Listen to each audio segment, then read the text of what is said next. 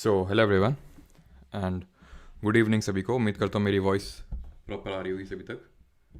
एक बार कंफर्म कर देंगे फिर हम लोग स्टार्ट करते हैं आज का लेक्चर। और आज से हम लोग बायोलॉजी स्टार्ट करने वाले हैं एंड उसका पहला टॉपिक रहने वाला है सेल, दैट इज़ कोशिका। एक बार कंफर्म करिए कि सारी चीज़ें प्रॉपर हैं कि नहीं।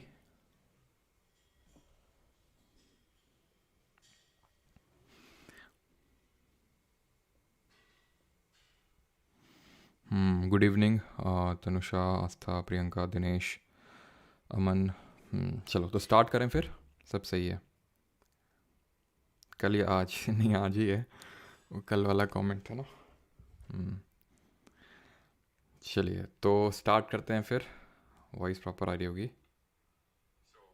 हम्म, हाँ जी, तो सेल पढ़ने वाले आज। Cell cell cell cell. तो सेल का इंट्रोडक्शन हम पहले करेंगे, ठीक है। पर्दा खुल चुका है, पर्दा खुल चुका है। तो सेल में क्या पढ़ेंगे? सेल की डेफिनेशन, डिस्कवरी किसने करी, एंड पार्ट्स। बस 3 चीज़ें हैं। अभी यूँ शुरू हुआ यूँ ख़त्म हुआ, ठीक है। पार्ट्स ऑफ सेल में अगर बात करें, ये पार्ट्स ऑफ सेल में हम क्या पढ़ेंगे? Cell wall, cell membrane, plasma membrane, cytoplasm, nucleus, cell organelles, ठीक है। एंड सेल ऑर्गेनल्स में एंडोप्लाज्मिक रेटिकुलम, ये सारी चीज़ें होती हैं। Cell endoplasmic reticulum, Golgi apparatus, mitochondria, plastid, vacuole, lysosome. और सेल डिवीजन, माइटोसिस, मियोसिस, 2 प्रकार होते हैं। बस ख़त्म, ठीक। चलते हैं फिर। चलो तो स्टार्ट करते हैं सबसे पहले सेल डेफिनेशन से कि कोशिका होती क्या है। तो कोशिका होती है बिल्डिंग ब्लॉक ऑफ लाइफ। जो भी चीज़ जीवित है, कोई भी ऑर्गेनिज्म, कोई भी ऑर्गेनिज्म, जो ऑर्गेनिज्म है उसमें सेल है। उसमें जो जो चीज़ से बना हुआ है वो सेल है। जैसे कोई भी, चाहे घर ले लो, चाहे बिल्डिंग ले लो, चाहे छोटा सा घर ले लो, चाहे बड़ा सा घर ले लो, चाहे बड़ी सी बिल्डिंग ले लो, कुछ भी ले लो, ईंट तो ज़रूर लगी होगी। ईंट तो ज़रूर लगी होगी, यानी कि जिस तरह से बेसिक यूनिट अगर हम बात करें इस दीवार किसी घर की, एक ईंट होती है ना। उसी तरह ही कोई भी जो ऑर्गेनिज्म होता है, जो लिविंग है एक तरह से, तो उसका जो फंडामेंटल यूनिट होगा लाइफ का, जिससे वो बना है, that is called as cell. उसको हम कोशिका बोलते हैं। अब बहुत ज़्यादा से पीएचडी करने की ज़रूरत नहीं है, ठीक है।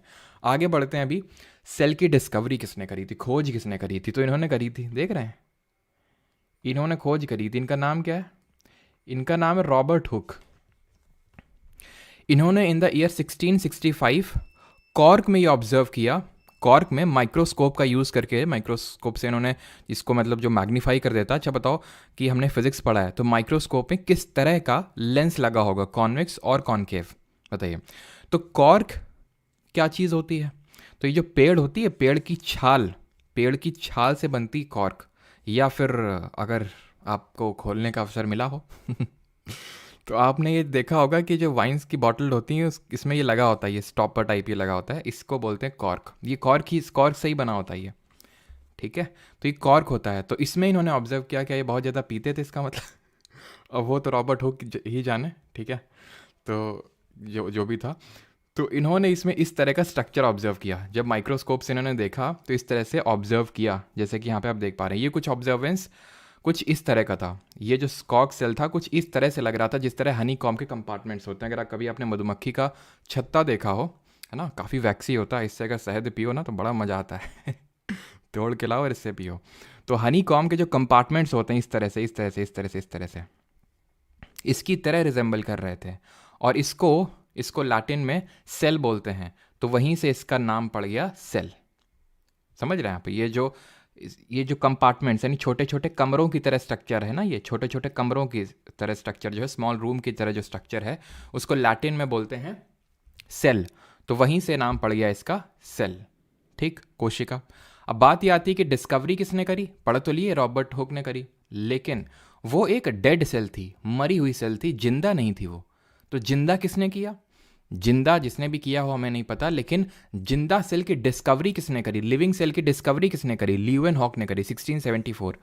1665 में, 1665 में डिस्कवरी हुई थी किसकी? 1665 में डिस्कवरी हुई थी डेड सेल की, ठीक है। 1665 में डिस्कवरी हुई थी डेड सेल की, एंड 1674 में डिस्कवरी हुई थी लिविंग सेल की। किसने करी थी? ल्यूवेनहॉक ने। इस तरह से याद कर सकते हैं, एल से ल्यूवेनहॉक एंड एल से लिविंग सेल। ये अभी हम पढ़ेंगे न्यूक्लियस प्रोटोप्लाज्म क्या होता है, तो अभी के आप इसको स्किप कर सकते हो, बाद में हम ये देखेंगे कि रॉबर्ट ब्राउन ने जो है न्यूक्लियस की डिस्कवरी करी थी एंड पुरकिंजे ने प्रोटोप्लाज्म टर्म दिया था, डिस्कवरी ने टर्म दिया था इन्होंने कि ये जो चीज़ है ये प्रोटोप्लाज्म है, तो पुरकिंजे ने दिया था। अभी क्या है ये चीज़ प्रोटोप्लाज्म न्यूक्लियस आप आगे देखेंगे, तो अभी ज़्यादा टेंशन मत लीजिए। तो लिविंग जो सेल होती है उसकी डिस्कवरी लेवेनहॉक ने करी थी ना। ये तो डिस्कवरी हो गई। अब सेल थियोरी किसने दी थी, व्हाट इज सेल थ्योरी, कोशिका के सिद्धांत क्या है। सिद्धांत ये है कि सारी चीज़ें, सारे प्लांट्स, एनिमल्स, सारे लिविंग बींग्स, सारे ऑर्गेनिजम्स सेल से बने हैं, यानी कि cell is the fundamental unit of life of any organism, पहला थ्योरी। दूसरा थ्योरी वही है कि मतलब एक similarly basic unit of life होती है हमारी, यानी सारी चीज़ें सेल से बनी हुई हैं जितने भी हमारे ऑर्गेनिजम्स हैं, and it is the basic unit of life. ये सेल थ्योरी बोलती है, और इसको दिया था शेल्डन और स्वान ने 1838 में। अब ये ईयर इंपॉर्टेंट हो जाते हैं थोड़ा सा, क्योंकि एसएससी इस पे फोकस कर लेता है कभी कभी कि कब डिस्कवरी करी थी। अब भाई वेंडर टेंडर ये सब चेंज हो गए हैं, अभी तो फाइनली कोई डिसाइड नहीं हुआ। अब जब भी कोई मान लो हो फॉर एग्जांपल उसका उतना मन ना लगता हो ईयर पूछने में, तो वो बात अलग है, लेकिन हैविंग कंसिडर्ड कि हमें तो सारी चीज़ें कवर करके चलनी है, तो हम उसी हिसाब से कवर करके चलेंगे, ठीक है। तो शेल्डन और स्वान ने जो है 1838 में सेल थ्योरी दी थी। इसको बाद में वर्चोव करके एक साइंटिस्ट इन्होंने मॉडिफाई किया था। क्या मॉडिफिकेशन किया था, इन्होंने ये बोला था, मतलब नॉट मॉडिफिकेशन बोलेंगे कि एडिशन किया था इन्होंने। एडिशन ये किया था, इन्होंने बोला था कि जो भी एग्जिस्टिंग सेल है या फिर जो भी न्यू सेल है वो एक एग्जिस्टिंग प्री एग्जिस्टिंग सेल से मिलके से बनती है। कोई नई सेल का निर्माण इस तरह से नहीं होता, जो प्री एग्जिस्टिंग सेल है उसी से मिल के ही उसी में डिवीजन होगा, विभाजन होगा, उसी से ही नई कोशिका का निर्माण होगा। आखिरी ऑफ द लेक्चर में हम देखेंगे, एंड ऑफ द लेक्चर में, कि ये सेल डिवीजन क्या होता है, इसके कितने फेजेस होते हैं, सारी चीज़ें, ठीक। अब थोड़े से फैक्चुअल चीज़ें कि लार्जेस्ट, सबसे बड़ी कोशिका कौन सी होती है, सबसे छोटी कोशिका कौन सी होती है। तो लार्जेस्ट की अगर बात करें इन जनरल, तो ये जो ऑस्ट्रिच का एग होता है ना, ऑस्ट्रिच का जो एग होता है, शुतुरमुर्ग का अंडा, ये सबसे बड़ी सेल होती है, ठीक।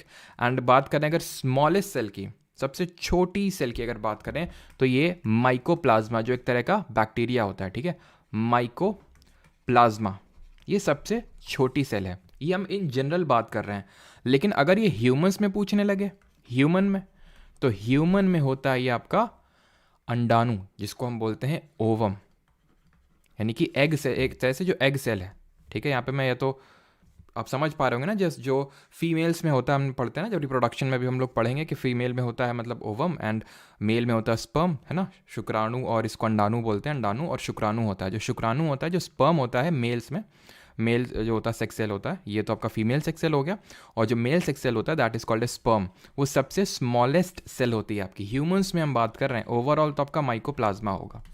क्लियर हो गए, थोड़ी सी फैक्चुअल चीज़ें। अब यहाँ से स्टार्ट होते हैं पार्ट ऑफ सेल। तो सेल को आप ऐसे इमेजिन कर सकते हो कि भाई ये कोई बड़ा सा फैक्ट्री है, ये जो सेल है कोई बड़ी सी फैक्ट्री है, कुछ इस टाइप के शेप की होती है ये, और ये कोई बड़ी सी फैक्ट्री है, इस तरह से आप इमेजिन करिएगा। तो इस फैक्ट्री में बहुत सारे वर्कर्स काम कर रहे हैं। पहले तो ये बताइए, यहाँ तक सभी को सारी चीज़ें क्लियर है। मैं एक बार समराइज कर देता हूँ कि हमने अभी तक पढ़ा क्या। ये जो हमने पहला कंपोनेंट पढ़ा सेल टॉपिक का, इसमें क्या क्या चीज़ें हमने पढ़ी।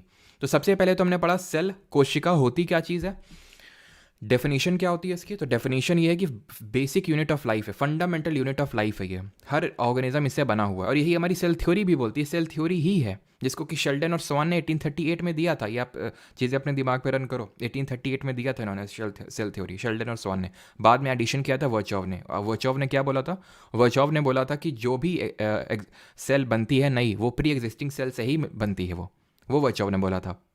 सेल की डिस्कवरी किसने करी थी, रॉबर्ट हुक ने करी थी।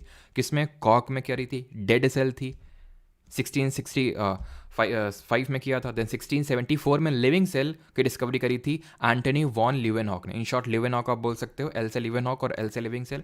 किसमें करी थी, पॉन्ड वाटर, तालाब के पानी में करी थी। यहाँ तक सभी को सारी चीज़ें क्लियर हैं, किसी को यहाँ तक कोई डाउट तो नहीं है।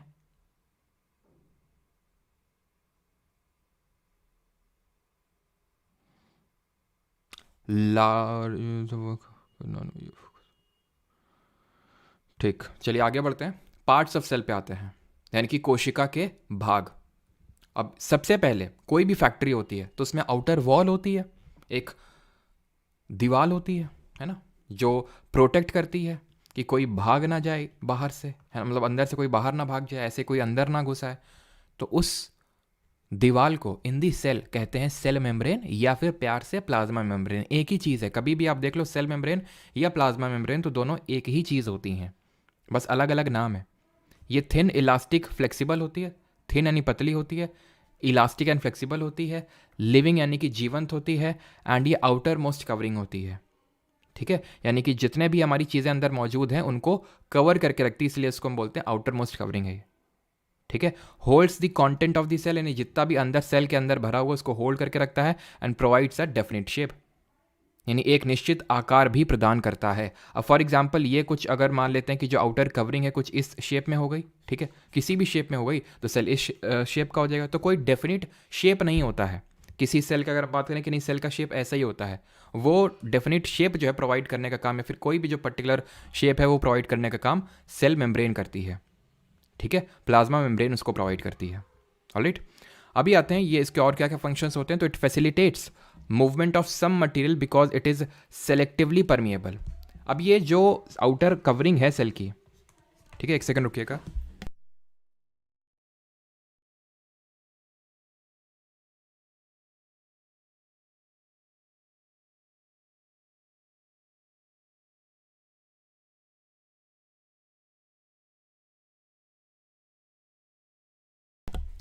Sorry for the break. तो इसका मेन काम ये होता है कि इट सेलेक्टिवली, मतलब ये सेलेक्टिवली परमिएबल मेम्ब्रेन होती है कि मतलब सेलेक्टिवली चीज़ों को अंदर बाहर होने देती है। यानी कि ऐसा नहीं कि कोई भी चीज़ अंदर आ जाएगी, वो सेलेक्टिवली कुछ चीज़ें आएंगी और कुछ चीज़ें नहीं आएंगी, कुछ चीज़ों को वहीं पे वो रोक देगा।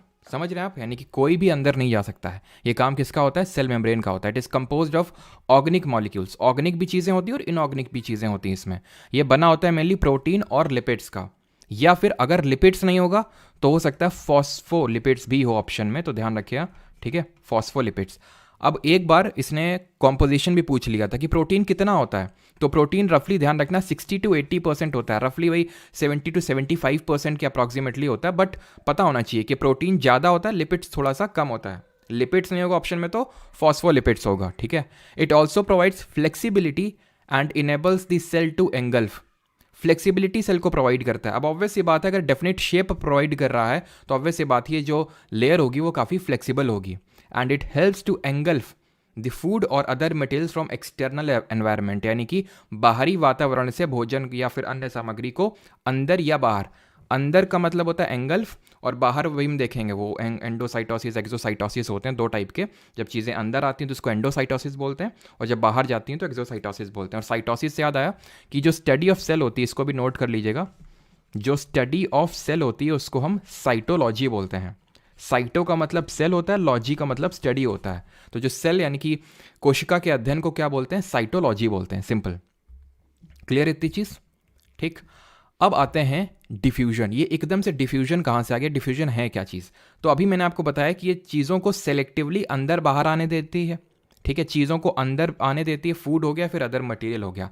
तो उसी से रिलेटेड है आपका ये डिफ्यूजन। एक चीज़ होती है विसरण और दूसरा होता है परासरण, जिसको कि ऑस्मोसिस बोलते हैं। देखिए डिफ्यूजन होता क्या है?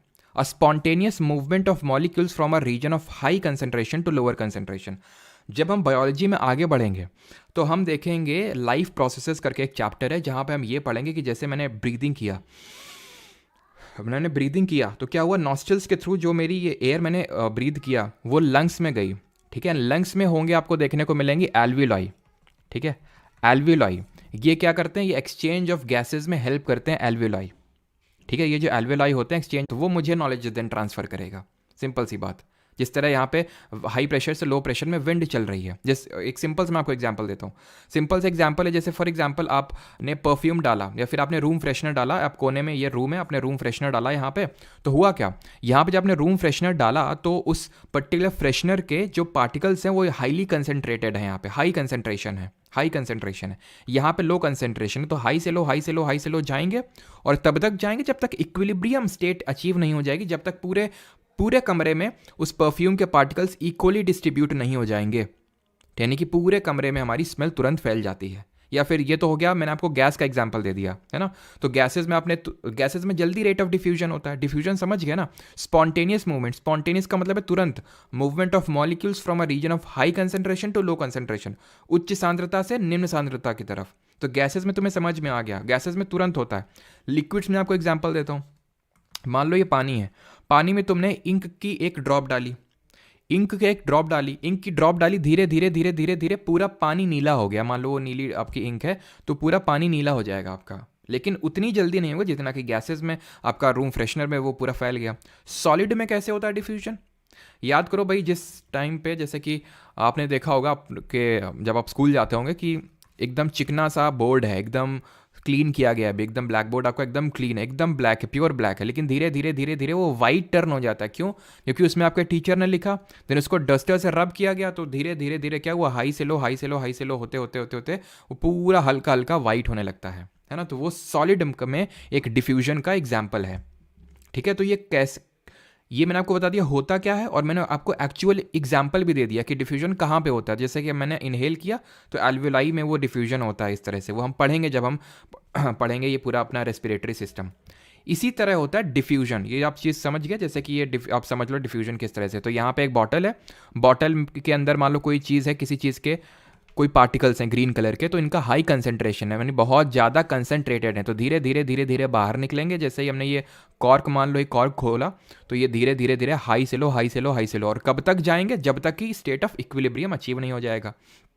ठीक है, ये सेल्युलर एक्टिविटीज़ में CO2 प्रोडक्शन टेक्स प्लेस, ये भूल जाओ ये सारी चीज़ें। वैसे तो ये यही चीज़ मैंने आपको बताई है कि किस तरह से O2 एल्वेलाई से ब्लड को मिलती है, और CO2 ब्लड से एल्वेलाई में जाती है, जिसको एक्सेल कर देते हैं। ठीक, अब आते हैं ये ऑस्मोसिस, परासरण क्या होता है, परासरण क्या चीज़ होती है?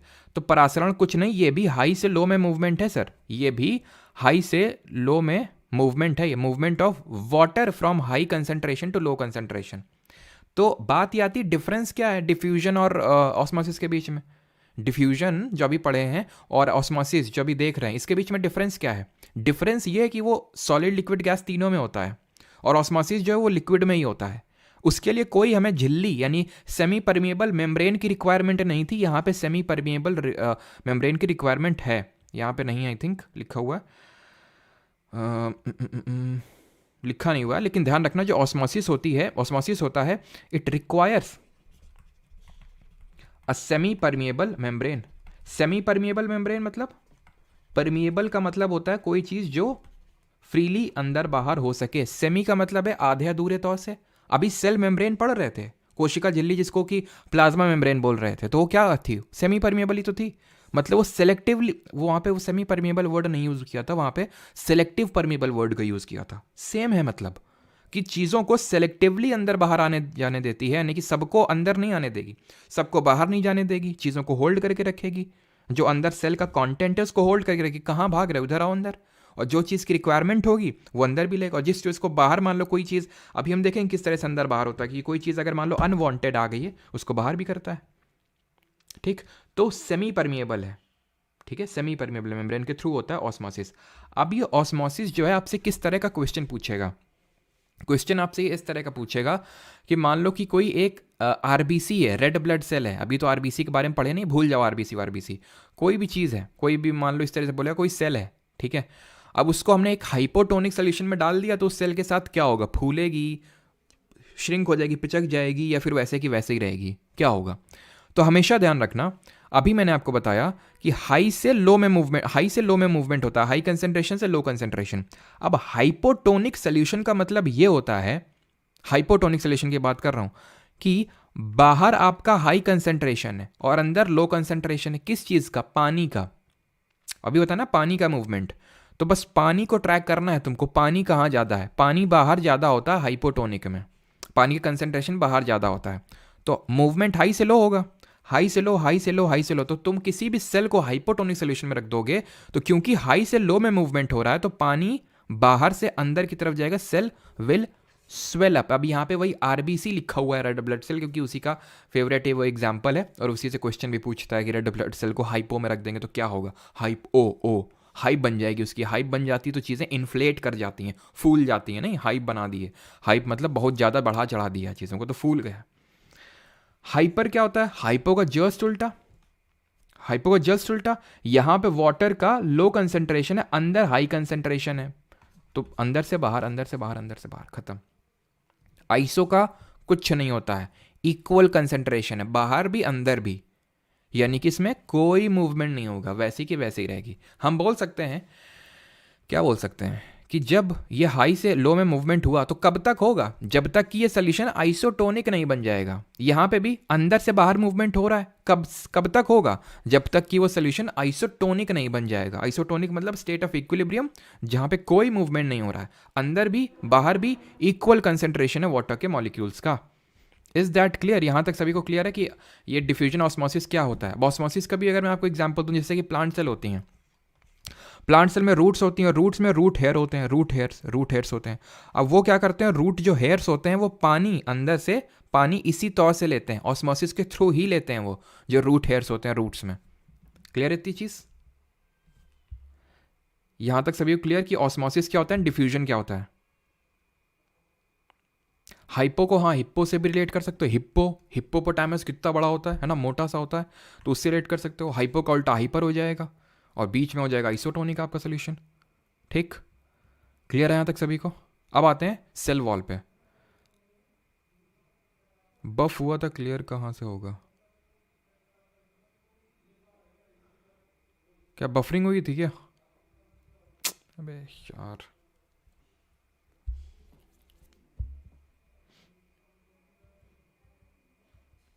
कहाँ पे बफरिंग हुआ था, कौन सी चीज़ में?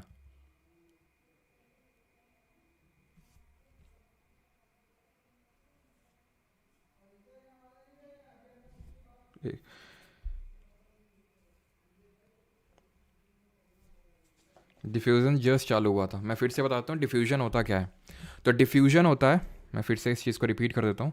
डिफ्यूजन होता है movement of molecules from a region of high concentration to low concentration, यानी कि उच्च सांद्रता वाले क्षेत्र से निम्न सांद्रता वाले क्षेत्र की ओर अणुओं की एक सहज गति। यानी कि जब मूवमेंट्स होता है हाई कंसेंट्रेशन से लो कंसेंट्रेशन की तरफ, जैसे फॉर एग्जांपल आपने परफ्यूम डाला, आपने रूम फ्रेशनर डाला, ठीक है, कमरे के एक कोने में आपने रूम फ्रेशनर डाला, तो अब यहाँ पे उस रूम फ्रेशनर के जो पार्टिकल्स हैं वो हाईली कंसेंट्रेटेड हो गए। धीरे धीरे धीरे धीरे क्या होता है, उस पर्टिकुलर उसकी जो स्मेल है वो पूरे कमरे में फैल जाती है। क्यों?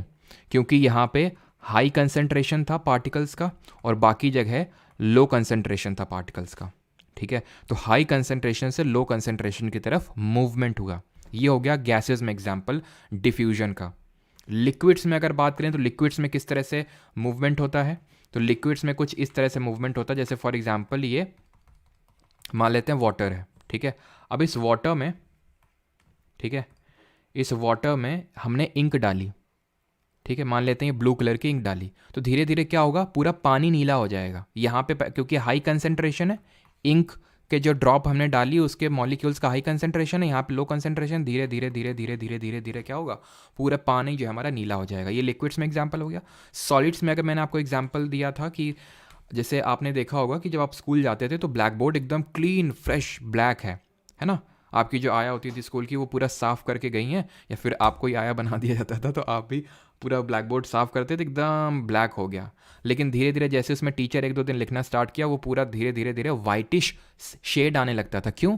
क्योंकि जहाँ पे टीचर ने लिखा वहाँ पे वो पर्टिकुलर चौक के पार्टिकल्स हैं, उनका हाई कंसेंट्रेशन है, डस्टर से रब किया, वो हाई से लो की तरफ भागे, तो पूरा वो हमारा वाइटिश हो गया। ये डिफ्यूजन के मैंने तीनों एग्जाम्पल दे दिए। रेट आप देख सकते हैं, गैस के पार्टिकल जल्दी मूव करते हैं, जल्दी क्योंकि ज़्यादा हम वो पढ़ेंगे उसके पीछे का रीज़न क्या, जब हम स्टेट ऑफ मैटर पढ़ेंगे कि क्यों गैसेस के पार्टिकल जल्दी भागते हैं, लिक्विड के कम और सॉलिड के कम। ठीक है, और यहाँ पे मैंने आपको एग्जांपल दिया था, एक एप्लीकेशन बताया था कि एक्चुअल में ह्यूमंस में कहाँ पे डिफ्यूजन होता है। तो जब हम सांस लेते हैं, मैंने सांस लिया, लंग्स में स्टोर हुआ, लंग्स में एल्वियोलाई हैं, ठीक है, एल्वियोलाई जो होते हैं ये बैग लाइक स्ट्रक्चर होते हैं, भूल जाओ इसके बारे में, नहीं पढ़ना है, एल्वेलाई नहीं पढ़ा रहा हूँ मैं आपको, बस एप्लीकेशन बता रहा हूँ डिफ्यूजन का।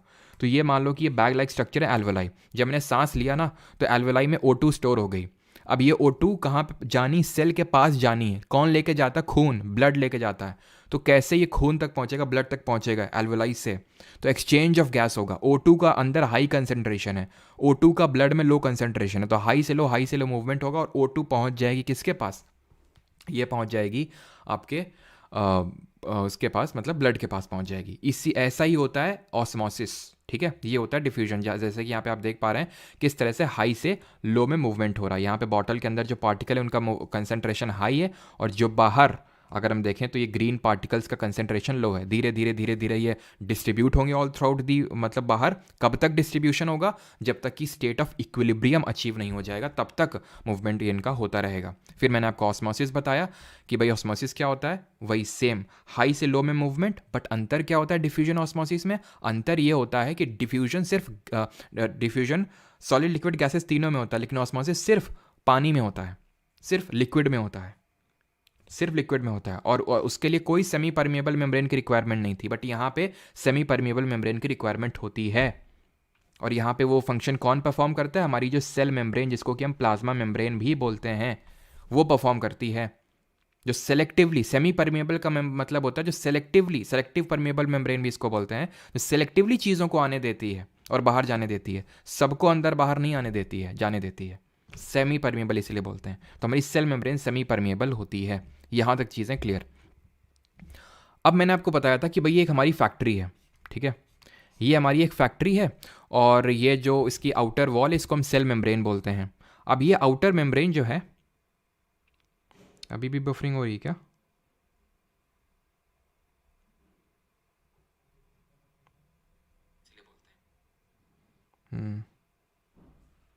ठीक है। तो सेल मेम्ब्रेन होती है, ठीक है।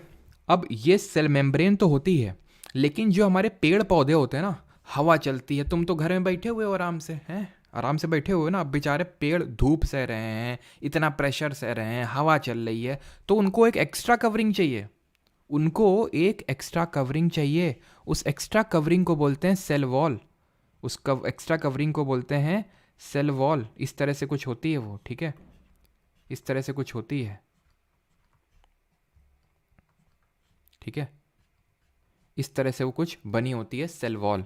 अब एक चीज़ आप यहाँ पे देखें कि सेल मेम्ब्रेन तो पूरी तरह से ढकी हुई थी, बट ये ढकी नहीं हुई है। यहाँ पे कोई भी कभी भी अंदर से आ सकता है, इतने सारे दरवाजे रखे हुए हैं, यानी कि ये फ्रीली परमिएबल है, कोई भी स्वतंत्र रूप से आ सकता है। यहाँ पे कोई रोक टोक नहीं है। यहाँ पे है किस लिए फिर ये अभी बताएं तुम्हें, कि वो एक्स्ट्रा प्रेशर जो प्लांट्स वगैरह को झेलना पड़ता है उनके लिए। Present in plant cell only, ये कहना गलत है। ये क्यों? ये ठीक है, सेल वॉल एनिमल सेल में नहीं होती है, नॉट इन एनिमल सेल। और हम लोग भी एनिमल ही हैं, ध्यान रखना, हम लोग भी एनिमल ही हैं, हम लोग भी एनिमल्स के अंदर ही आते हैं। तो हमारे अंदर भी सेल वॉल नहीं होती, कोशिका भित्ति नहीं होती है, हमारे अंदर सेल मेम्ब्रेन नहीं होती है। ध्यान रखियो कि सेल मेम्ब्रेन जो प्लाज्मा मेम्ब्रेन होती है वो सबके अंदर होती है, चाहे कोई भी ऑर्गेनिज्म हो, सेल मेम्ब्रेन तो होगी ही होगी। सेल वॉल बस एक्स्ट्रा मिलती है उन लोगों के लिए, प्रोवाइड की जाती है जिन लोगों को एक्स्ट्रा प्रेशर झेलना पड़ता है, प्लांट को झेलना पड़ता है, ठीक है। बैक्टीरिया लोग जो होते हैं उनको बेचारों को झेलना पड़ता है, ठीक है। जैसे एनिमल सेल में देख रहे हो एक ही कवरिंग है, प्लांट सेल में दो दो कवरिंग है कि नहीं? प्लांट सेल में दो दो कवरिंग है। ये अंदर वाली कवरिंग तो सेल मेम्ब्रेन ही होगी जो पढ़े अभी, एक्स्ट्रा कवरिंग ये है सेल वॉल। क्लियर? अब ये मैंने बोला कि ये कहना गलत होगा कि सिर्फ प्लांट सेल में ही सेल वॉल होती है, क्योंकि ये प्लांट सेल के अलावा जो बैक्टीरिया की सेल होती है उसमें भी होती है सेल वॉल, जो फंगस की जो सेल होती है उसमें भी होती है सेल वॉल, बैक्टीरिया की भी और फंगस के में भी, ठीक। अब क्वेश्चन इस तरह से बनता है कि ये किसकी बनी होती हैं, किसकी बनी होती हैं? तो प्लांट्स में ये सेल्यूलोज की बनी होती हैं। सेल मेम्ब्रेन किसकी बनी हुई थी? प्रोटीन और लिपिड्स या फॉस्फोलिपिड्स की। Protein 60 to 80%, remaining lipids and phospholipids. Bacteria में बनी होती है पेप्टिडोग्लाइकन की, पेप्टिडोग्लाइकन, या फिर इन शॉर्ट पेप्टिन के नाम से भी जानते हैं इसको। कभी अगर पूछ ले ग्लाइकोकैलिक्स क्या होता है, तो ये आउटर कवरिंग होती है बैक्टीरिया में जो सेल को कवर करती है, ठीक है। बनी किसकी होती है? सेल वॉल पेप्टिडोग्लाइकन या इन शॉर्ट पेप्टिन। फंगस की जो सेल वॉल बनी होती है वो कॉम्प्लेक्स सुगर होती है जिसको बोलते हैं काइटिन या चिटिन, जो भी बोलो, बोलने के लिए नहीं आएगा, ठीक है। तो ये एनिमल सेल है, ये प्लांट सेल है।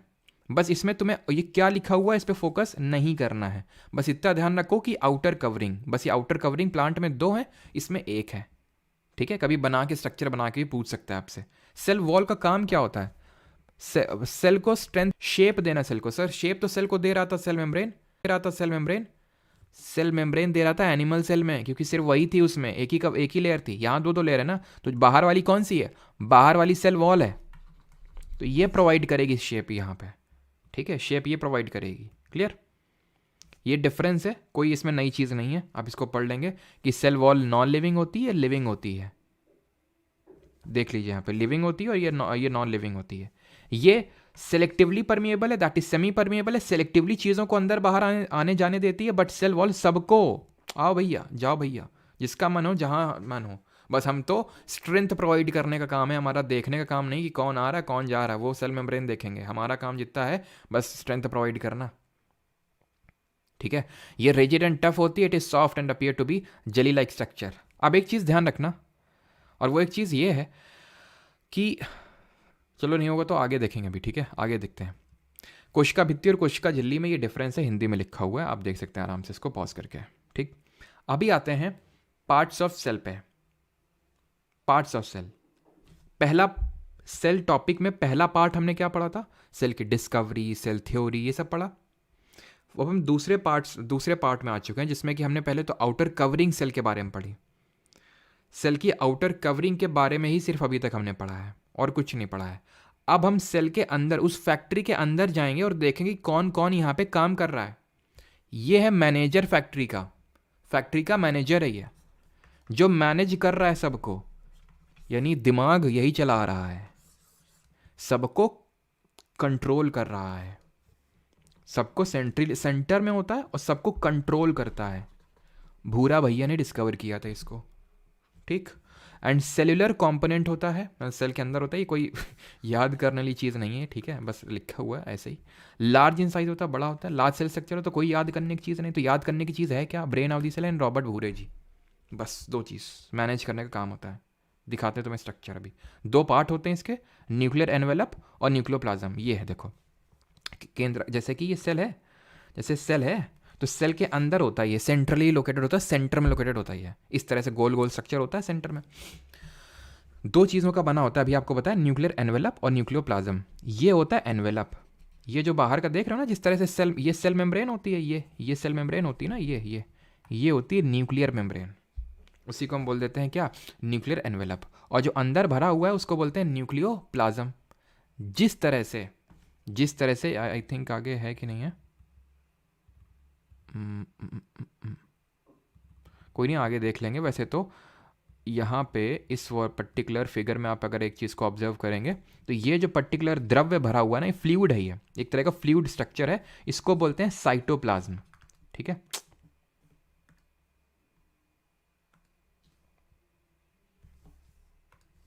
इसको बोलते हैं साइटोप्लाज्म। ये पर्टिकुलर जो यहाँ पे फ्लूइड स्ट्रक्चर भरा हुआ, इसको बोलते हैं साइटोप्लाज्म। ठीक है, इसको बोलते हैं साइटोप्लाज्म। अब इस जिस तरह से साइटोप्लाज्म है, और यहाँ पे आप देख पा रहे होंगे ये न्यूक्लियस है यहाँ पे, और ये न्यूक्लियस है यहाँ पे, ठीक है, ये न्यूक्लियस है। तो न्यूक्लियस के अंदर भरा होता है न्यूक्लियोप्लाज्म। ठीक है, न्यूक्लियस के अंदर भरा हुआ ये न्यूक्लियोप्लाज्म। अब इस न्यूक्लियस के अंदर अगर आप ध्यान से देखें, न्यूक्लियस के अंदर अगर आप ध्यान से देखें तो ये धागे तरह का स्ट्रक्चर नहीं दिख रहा आपको, ये धागे तरह का स्ट्रक्चर आपको दिख रहा है ना, धागे तरह का आपको स्ट्रक्चर दिख रहा होगा।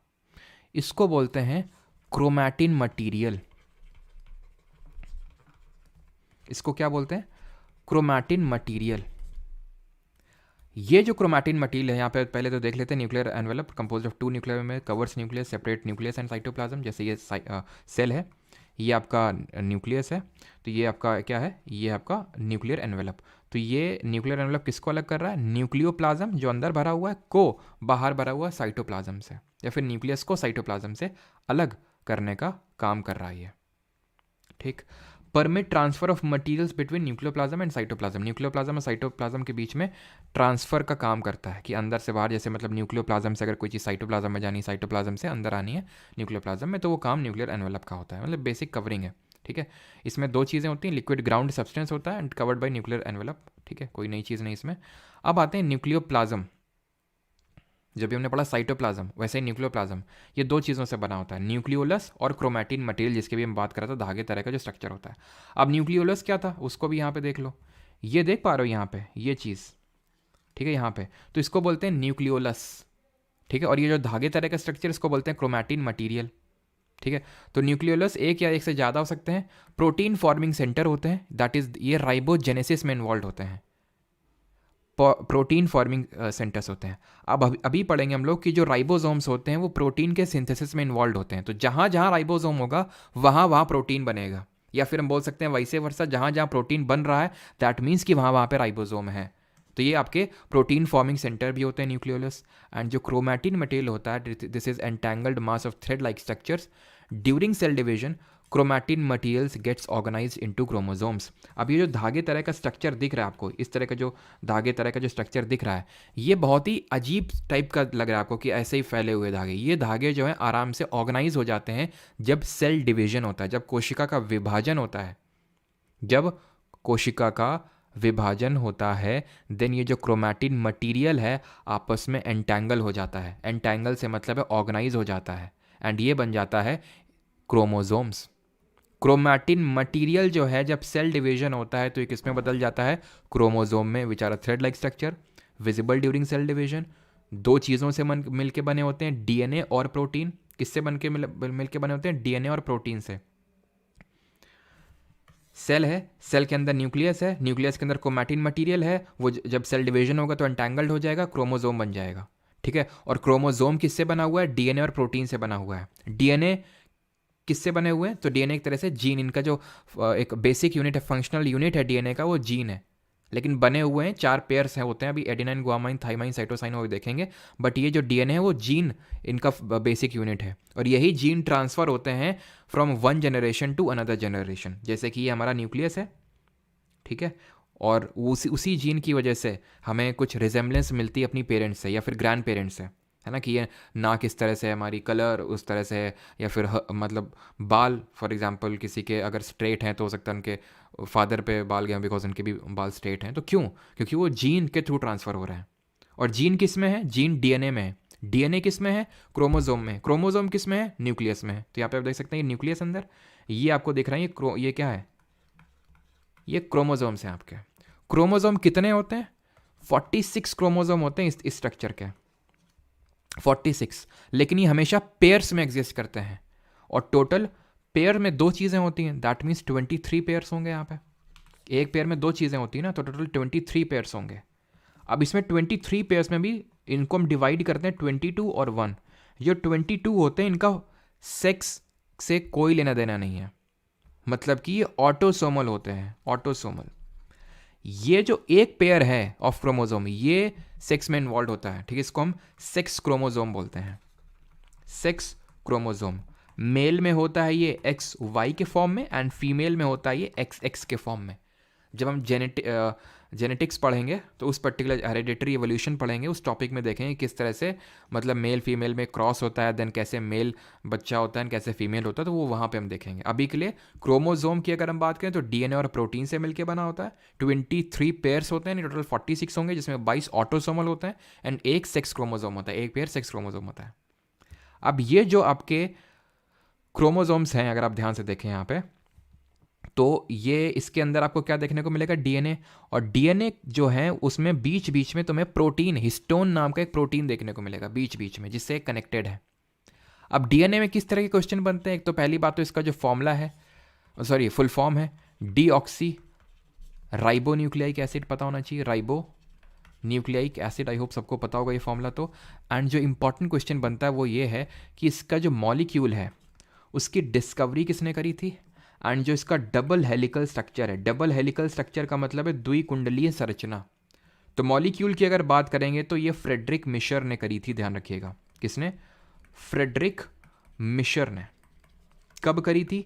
1869 में। इसी साल मेंडलीव ने अपनी पीरियोडिक टेबल भी दी थी, हम देखेंगे जब केमिस्ट्री पढ़ेंगे। एंड डबल हेलिकल स्ट्रक्चर का मतलब होता है द्विकुंडली संरचना, मतलब इस तरह से जो यहाँ पे आप देख पा रहे हैं ये डबल हेलिकल स्ट्रक्चर है, ये डबल हेलिकल स्ट्रक्चर है। इसको दिया था James Watson and Crick. Watson and Crick बस आप शॉर्ट में याद रखो, वॉटसन एंड क्रिक। 1953 में इन्होंने ये स्ट्रक्चर दिया था, डबल हेलिकल स्ट्रक्चर। अब ये हैं बेस पेयर्स जिससे डीएनए मिलके बने हुए हैं, ATGC। ये मैं आपको लिख देता हूँ यहाँ पे, ATGC होता क्या है। तो ATGC, A stands for adenine, T thymine,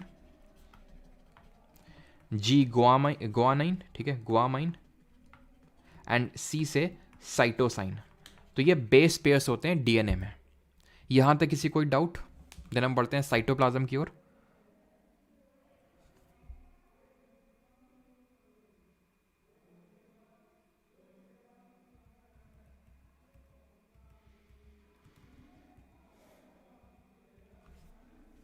cytoplasm देखिए क्लियर है, ओके ठीक है सर। इज एक सेकेंड,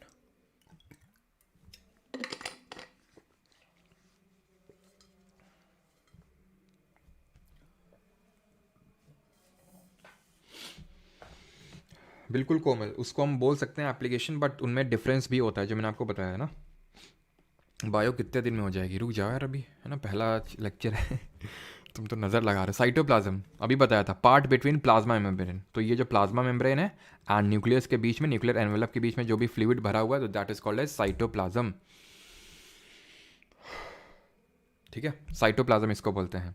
साइटोसोल क्या होता है? साइटोप्लाज्म जो होता है साइटोसोल से बना होता है। जैसे फॉर एग्जांपल मैं ये पानी लूँ, इसमें चीनी घोल दूँ और थोड़ा नींबू मिला दूँ, ठीक है, इसको लेमनेड बोल देंगे, लेमनेड नींबू पानी है। लेकिन वो बना किससे, मेन है किस चीज़ से? ग्राउंड सब्सटेंस क्या है? पानी है ग्राउंड सब्सटेंस, है कि नहीं, जिसमें सारी चीज़ें मिली हुई हैं। तो इसको बोलते हैं साइटोसोल, ग्राउंड सब्सटेंस है साइटोप्लाज्म का। सेल ऑर्गेनल जो है ना, इसी में प्रेजेंट रहते हैं। सेल ऑर्गेनल इसी में तैरते रहते हैं। अब सोचो वो नहीं होंगे तो एक जगह आके इकट्ठा हो जाएंगे। सेल ऑर्गेनल जो अंदर सब पड़े हुए हैं आके सब एक जगह इकट्ठा हो जाएंगे अगर ये नहीं होगा साइटोप्लाज्म तो। ठीक है, तो एक फ्लूइड स्ट्रक्चर है प्लाज्मा मेम्ब्रेन और न्यूक्लियर एनवेलप के बीच में। यहाँ पे आप देख सकते हैं ये सेल है, हमारी सेल की आउटर कवरिंग है, ये भरा हुआ है साइटोप्लाज्म, द्रव्य जो है भरा हुआ है अंदर। ये किसके बीच में है? अगर हम देखें तो ये सेल मेम्ब्रेन और न्यूक्लियर मेम्ब्रेन के बीच में, फिर न्यूक्लियर एनवेलप के बीच में ही है, जिसमें कि ये डिफरेंट तरह के हमारे सेल ऑर्गेनल प्रेजेंट है। अब जो मैं आपको बताने जा रहा हूँ बहुत इंपॉर्टेंट चीज़ है, ध्यान से सुनना। टाइप ऑफ सेल, तो सर क्या सेल खत्म हो गया? नहीं, अभी डिफरेंट सेल ऑर्गेनल्स पे आएंगे। अभी सिर्फ हमने न्यूक्लियस के बारे में पढ़ा है और सेल की आउटर कवरिंग्स के बारे में पढ़ा है। अभी सारे हमारे सेल ऑर्गेनल जो है वो बचे हैं। लेकिन उससे पहले हमें ये पढ़ना है कि type of cell on the basis of कि कितनी चीज़ें मौजूद हैं, कितनी सेल डेवलप्ड है, उसको हम दो टाइप में डिवाइड करते हैं, प्रोकैरियोटिक एंड यूकैरियोटिक। यू का मतलब होता है ट्रू और कैरियोट का मतलब होता है न्यूक्लियस, ट्रू न्यूक्लियस। अब होता क्या है, कई सारे जैसे हमारे बैक्टीरिया हैं तो उतने डेवलप्ड सेल नहीं है यार, ये उतने डेवलप्ड सेल नहीं है। जैसे अगर हम बात करें बैक्टीरिया वगैरह हैं तो उतना ज़्यादा एवोल्यूशन नहीं हुआ है बैक्टीरियाज में, ठीक, उतने ज़्यादा डेवलप्ड नहीं है। लेकिन ह्यूमन सेल की बात करें, प्लांट सेल की बात करें, ठीक ठाक डेवलप्ड हैं ये। लेकिन बैक्टीरिया वगैरह डेवलप्ड नहीं है। तो बैक्टीरिया में तुम जाओगे तुमको न्यूक्लियस मिलेगा ही नहीं कि ये देखो न्यूक्लियस है, धागे वागे अपना तैर रहे हैं आराम से, धागे आगे तैर रहे हैं, ठीक है, कहीं कुछ ऐसा कवरिंग है ही नहीं। न्यूक्लियर एनवेलप जो देखे थे ना, है ही नहीं कुछ, सब तैर रहे हैं धागे अपना, दिख ही नहीं रहे कहाँ पे क्या है। इसीलिए, और लेकिन जो हमने अभी प्लांट और एनिमल सेल पढ़ा उसमें तो ट्रू न्यूक्लियस था ना, न्यूक्लियस था उसमें कि सब न्यूक्लियर मेम्ब्रेन थी एकदम, हमें दिख रहा था ये देखो ये न्यूक्लियस रहा हमारा, उसके अंदर न्यूक्लियोलस है, क्रोमैटिन मटेरियल है, क्रोमैटिन मटेरियल में फिर बाद में क्रोमोसोम बनता है जिसमें डीएनए और प्रोटीन का बना होता है। लेकिन यहाँ पे मान लो सेल है बैक्टीरिया की, यहाँ पे हो सकता है इस तरह से लग रहा हो कि हाँ ये हो सकता है न्यूक्लियस, यहाँ पे धागे वागे दिख रहे हैं। तो ऐसा अनडिफाइंड रीजन इसको बोलते हैं न्यूक्लियोसाइड। न्यूक्लियोसाइड अनडिफाइंड रीजन जो न्यूक्लियस की तरह लग रहा है, जो प्रोकैरियोटिक में होता है, उसको बोलते हैं न्यूक्लियोसाइड। ठीक, अब इसमें डिफरेंस समझते हैं, प्रोकैरियोटिक और यूकैरियोटिक में डिफरेंस क्या होता है। एक समझ लिए तुम कि न्यूक्लियस एब्सेंट होता है, न्यूक्लियस प्रेजेंट होता है। अब अगर तुमको याद करने में दिक्कत है तो ऐसे याद रखो, जो प्रो होते हैं, जो लोग प्रो होते हैं तो उनको बहुत ज़्यादा चीज़ों की रिक्वायरमेंट नहीं होते हैं, वो अपने में ही काफ़ी, यानी उनके लिए उनको ना तो न्यूक्लियस चाहिए, ठीक है, न्यूक्लियोलस एब्सेंट होता है, होता क्या न्यूक्लियोसाइड मैंने बताया था, जो अनडिफाइंड रीजन। ठीक, न्यूक्लियोलस क्या चीज़ है? न्यूक्लियस के अंदर है, न्यूक्लियस ही नहीं है तो न्यूक्लियोलस कहाँ से होगा? सेल ऑर्गेनल्स एब्सेंट है। सर सेल ऑर्गेनल क्या होते हैं? अरे तुमने नाम तो कभी सुना होगा ना, mitochondria, endoplasmic reticulum, vacuole, Golgi bodies, कभी तो सुना होगा। नहीं सुना? अभी सुन लिया ना। तो ये जो चीज़ें हैं वो एब्सेंट होती, इसमें नहीं होती हैं, बट इसमें होती हैं सब की सब चीज़ें। लेकिन एक चीज़ ऐसी है जो भगवान ने दोनों को दी है, वो क्या चीज़ है? वो है राइबोसोम्स। क्योंकि दोनों को प्रोटीन की ज़रूरत पड़ती है, दोनों को ग्रोथ चाहिए, और ग्रोथ देता है प्रोटीन, तो दोनों में राइबोसोम है, बाकी ज़्यादा चीज़ें नहीं है, बाकी सेल ऑर्गेनल नहीं है। साइटोप्लाज्म कोई सेल ऑर्गेनल थोड़ी ना होता है, दोनों में है, ठीक है। माइटोकॉन्ड्रिया ये क्या है, यूकैरियोटिक है, इसमें होगा। प्रो लोगों को नहीं चाहिए भाई, प्रो लोगों को नहीं चाहिए माइटोकॉन्ड्रिया। प्रो लोग प्लाज्मा मेम्ब्रेन, सेल वॉल, वो तो होगी भाई जिसमें चीज़ें रिक्वायरमेंट है, ठीक है। तो इन लोगों में क्यों नहीं है, न्यूक्लियस नहीं है, तो अभी मैंने बताया क्योंकि उतनी ज़्यादा डेवलप नहीं हुई है ये। अब एग्जाम्पल्स देख लेते हैं, ठीक है। एग्जाम्पल्स भी तो देख लें, प्रोकैरियोटिक और यूकैरियोटिक का साइज भी थोड़ा सा ध्यान रखना है, यूकैरियोटिक का ज़्यादा होता है, ठीक है। प्रोकैरियोटिक में आते हैं हमारे बैक्टीरिया, ध्यान रखना ये बैक्टीरिया सबसे इंपॉर्टेंट एग्जाम्पल है, चाहे वो साइनो बैक्टीरिया हो या फिर वो माइकोप्लाज्मा, जो हमने सबसे छोटा माइकोप्लाज्मा ऑप्शन में दे सकते, तो हमें लगेगा ये माइकोप्लाज्मा क्या होता है, बैक्टीरिया तो होता है, अभी बताया था सबसे छोटी सेल होती है साइनो बैक्टीरिया, नाम ही बैक्टीरिया। ये जो साइनो बैक्टीरिया होता है इसको हम ब्लू ग्रीन एल्गे के नाम से भी जानते हैं, ध्यान रखना, ब्लू ग्रीन एल्गे, नीला हरा शैवाल। लेकिन जो एल्गे होता है, जो एल्गे होता है वो यूकैरियोटिक होता है। बस तुम अपने दिमाग में इतना बिठा लो कि जो बैक्टीरिया होता है, जो बैक्टीरिया होता है वो आपका प्रोकैरियोटिक होता है, सारी चीज़ें उसको छोड़ के यूकैरियोटिक सेल होती हैं, ठीक। अब मैंने बोला कि सारी चीज़ें यानी एल्गे, सर एल्गे भी यूकैरियोटिक होगा, लेकिन ये तो एल्गे है, ये साइनोबैक्टीरिया, ये ब्लू ग्रीन एल्गे है, भले वो ब्लू ग्रीन एल्गे है लेकिन है क्या, है तो साइनोबैक्टीरिया ही ना, तो इसलिए वो प्रोकैरियोटिक होगा, ध्यान रखना, ठीक है। अब तुम्हें क्वेश्चन यार यहाँ पे आई थिंक लगा नहीं है, क्वेश्चन लगाना था, ये क्वेश्चन रुकना अभी, ठीक है। स्क्रीन थोड़ी देर के लिए ब्लैक होगी और मुझे क्वेश्चन थोड़ा सा यहाँ पे वो करना है, क्वेश्चन लगवाना आपसे, एक सीडीएस में क्वेश्चन पूछा गया था पिछली बार में ही, वो अभी लगवाना है, ठीक है। एक सेकंड रुकना। अंधेला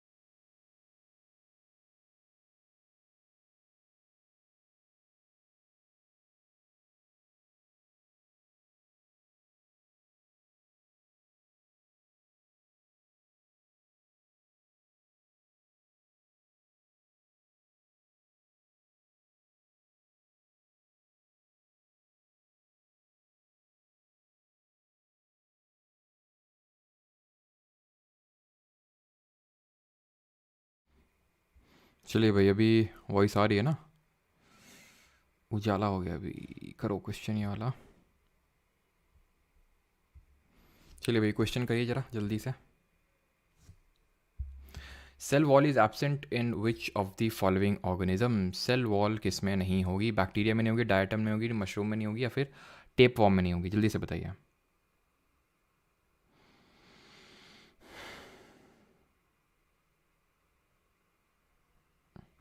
जल्दी से बताइए, ये क्वेश्चन का आंसर कीजिए, एंड इसका भी आंसर मत कीजिए, 12 और 13 नंबर क्वेश्चन का आंसर करिए जल्दी से। Chromosomes are composed of DNA, ये पिछली बारी जितने भी क्वेश्चन हैं ये तीनों हो गए, ये वाला क्वेश्चन हो गया पिछली बार सीडीएस के एग्जाम के ही है, एसएससी के भी करेंगे। डीएनए और किसके बने होते हैं, chromosomes. And bacteria have an undefined nuclear region which lacks a nuclear membrane and contains only DNA without protein, such a region is called as. तो सेल वॉल सर अभी बताया, तो बैक्टीरिया में किसकी बनी होती है, पेप्टिन या फिर पेप्टिडो ग्लाइकन की बनी होती है, पेप्टिडो ग्लाइकन की, ठीक है। मशरूम एक तरह के फंगस ही होते हैं, ये मशरूम फंगस होते हैं, तो किसकी बनी होती है, किटिन की बनी होती है, ठीक। जो टेप वर्म होते हैं ये हमारे एनिमल फाइलम से बिलोंग करते हैं, और एनिमल में सेल वॉल नहीं होती है, जो एनिमल्स होते हैं उनमें सेल वॉल नहीं होती है। टेप वॉर्म जो है एनिमल्स से बिलोंग करते हैं, डायटम्स में होती है, एक तरह के ये प्रोटोजोआ होते हैं। ठीक, chromosome are composed of DNA और प्रोटीन के बने होते हैं। ठीक है, डीएनए किसके बने होते हैं? डीएनए हमने देखा था, डीएनए किसके बने होते हैं? ये डीएनए होते हैं आपके adenine, guanine, thymine, cytosine. Functional unit क्या होती है? जीन होती है। ये एक एंटेंगल्ड होते हैं क्रोमोसोम्स, किसके थ्रू? हिस्टोन प्रोटीन होता है। Bacteria have an undefined nuclear reason. Undefined nuclear reason क्यों होता है? क्योंकि ये प्रोकैरियोट्स होते हैं। तो प्रोकैरियोट में तुम्हें डिफाइंड न्यूक्लियर रीजन नहीं मिलेगा कि प्रॉपर न्यूक्लियर रीजन मिल रहा है, जिसमें न्यूक्लियर मेम्ब्रेन नहीं होगी। ठीक है, contains only DNA without protein, such a region is called as, तो इसको बोलते हैं न्यूक्लियोइड। ठीक है, आई थिंक मैंने गलती से न्यूक्लियोसाइड लिखवा दिया था, न्यूक्लियोइड होता है वो। ठीक है, न्यूक्लियोइड, न्यूक्लियोसाइड नहीं, न्यूक्लियोइड। ठीक है, ये क्वेश्चन वैसे कर तो सकते हो लेकिन अभी मत करो। ठीक है, अभी मैं जो पढ़ा लेने तो सारी चीज़ें, उसके बाद कर लेना, ज़्यादा सही रहेगा। बाकी कर तो सकते ही हो अभी भी, लेकिन अभी पूरी चीज़ें कर लेते हैं, उसके बाद देखते हैं। ठीक है, तो अभी आते हैं सेल ऑर्गेनल्स पे। डिफरेंट तरह के जो हमारे कोशिकांग होते हैं, ठीक है, नहीं कोशिका के अंगक, न्यूक्लियोइड। हाँ,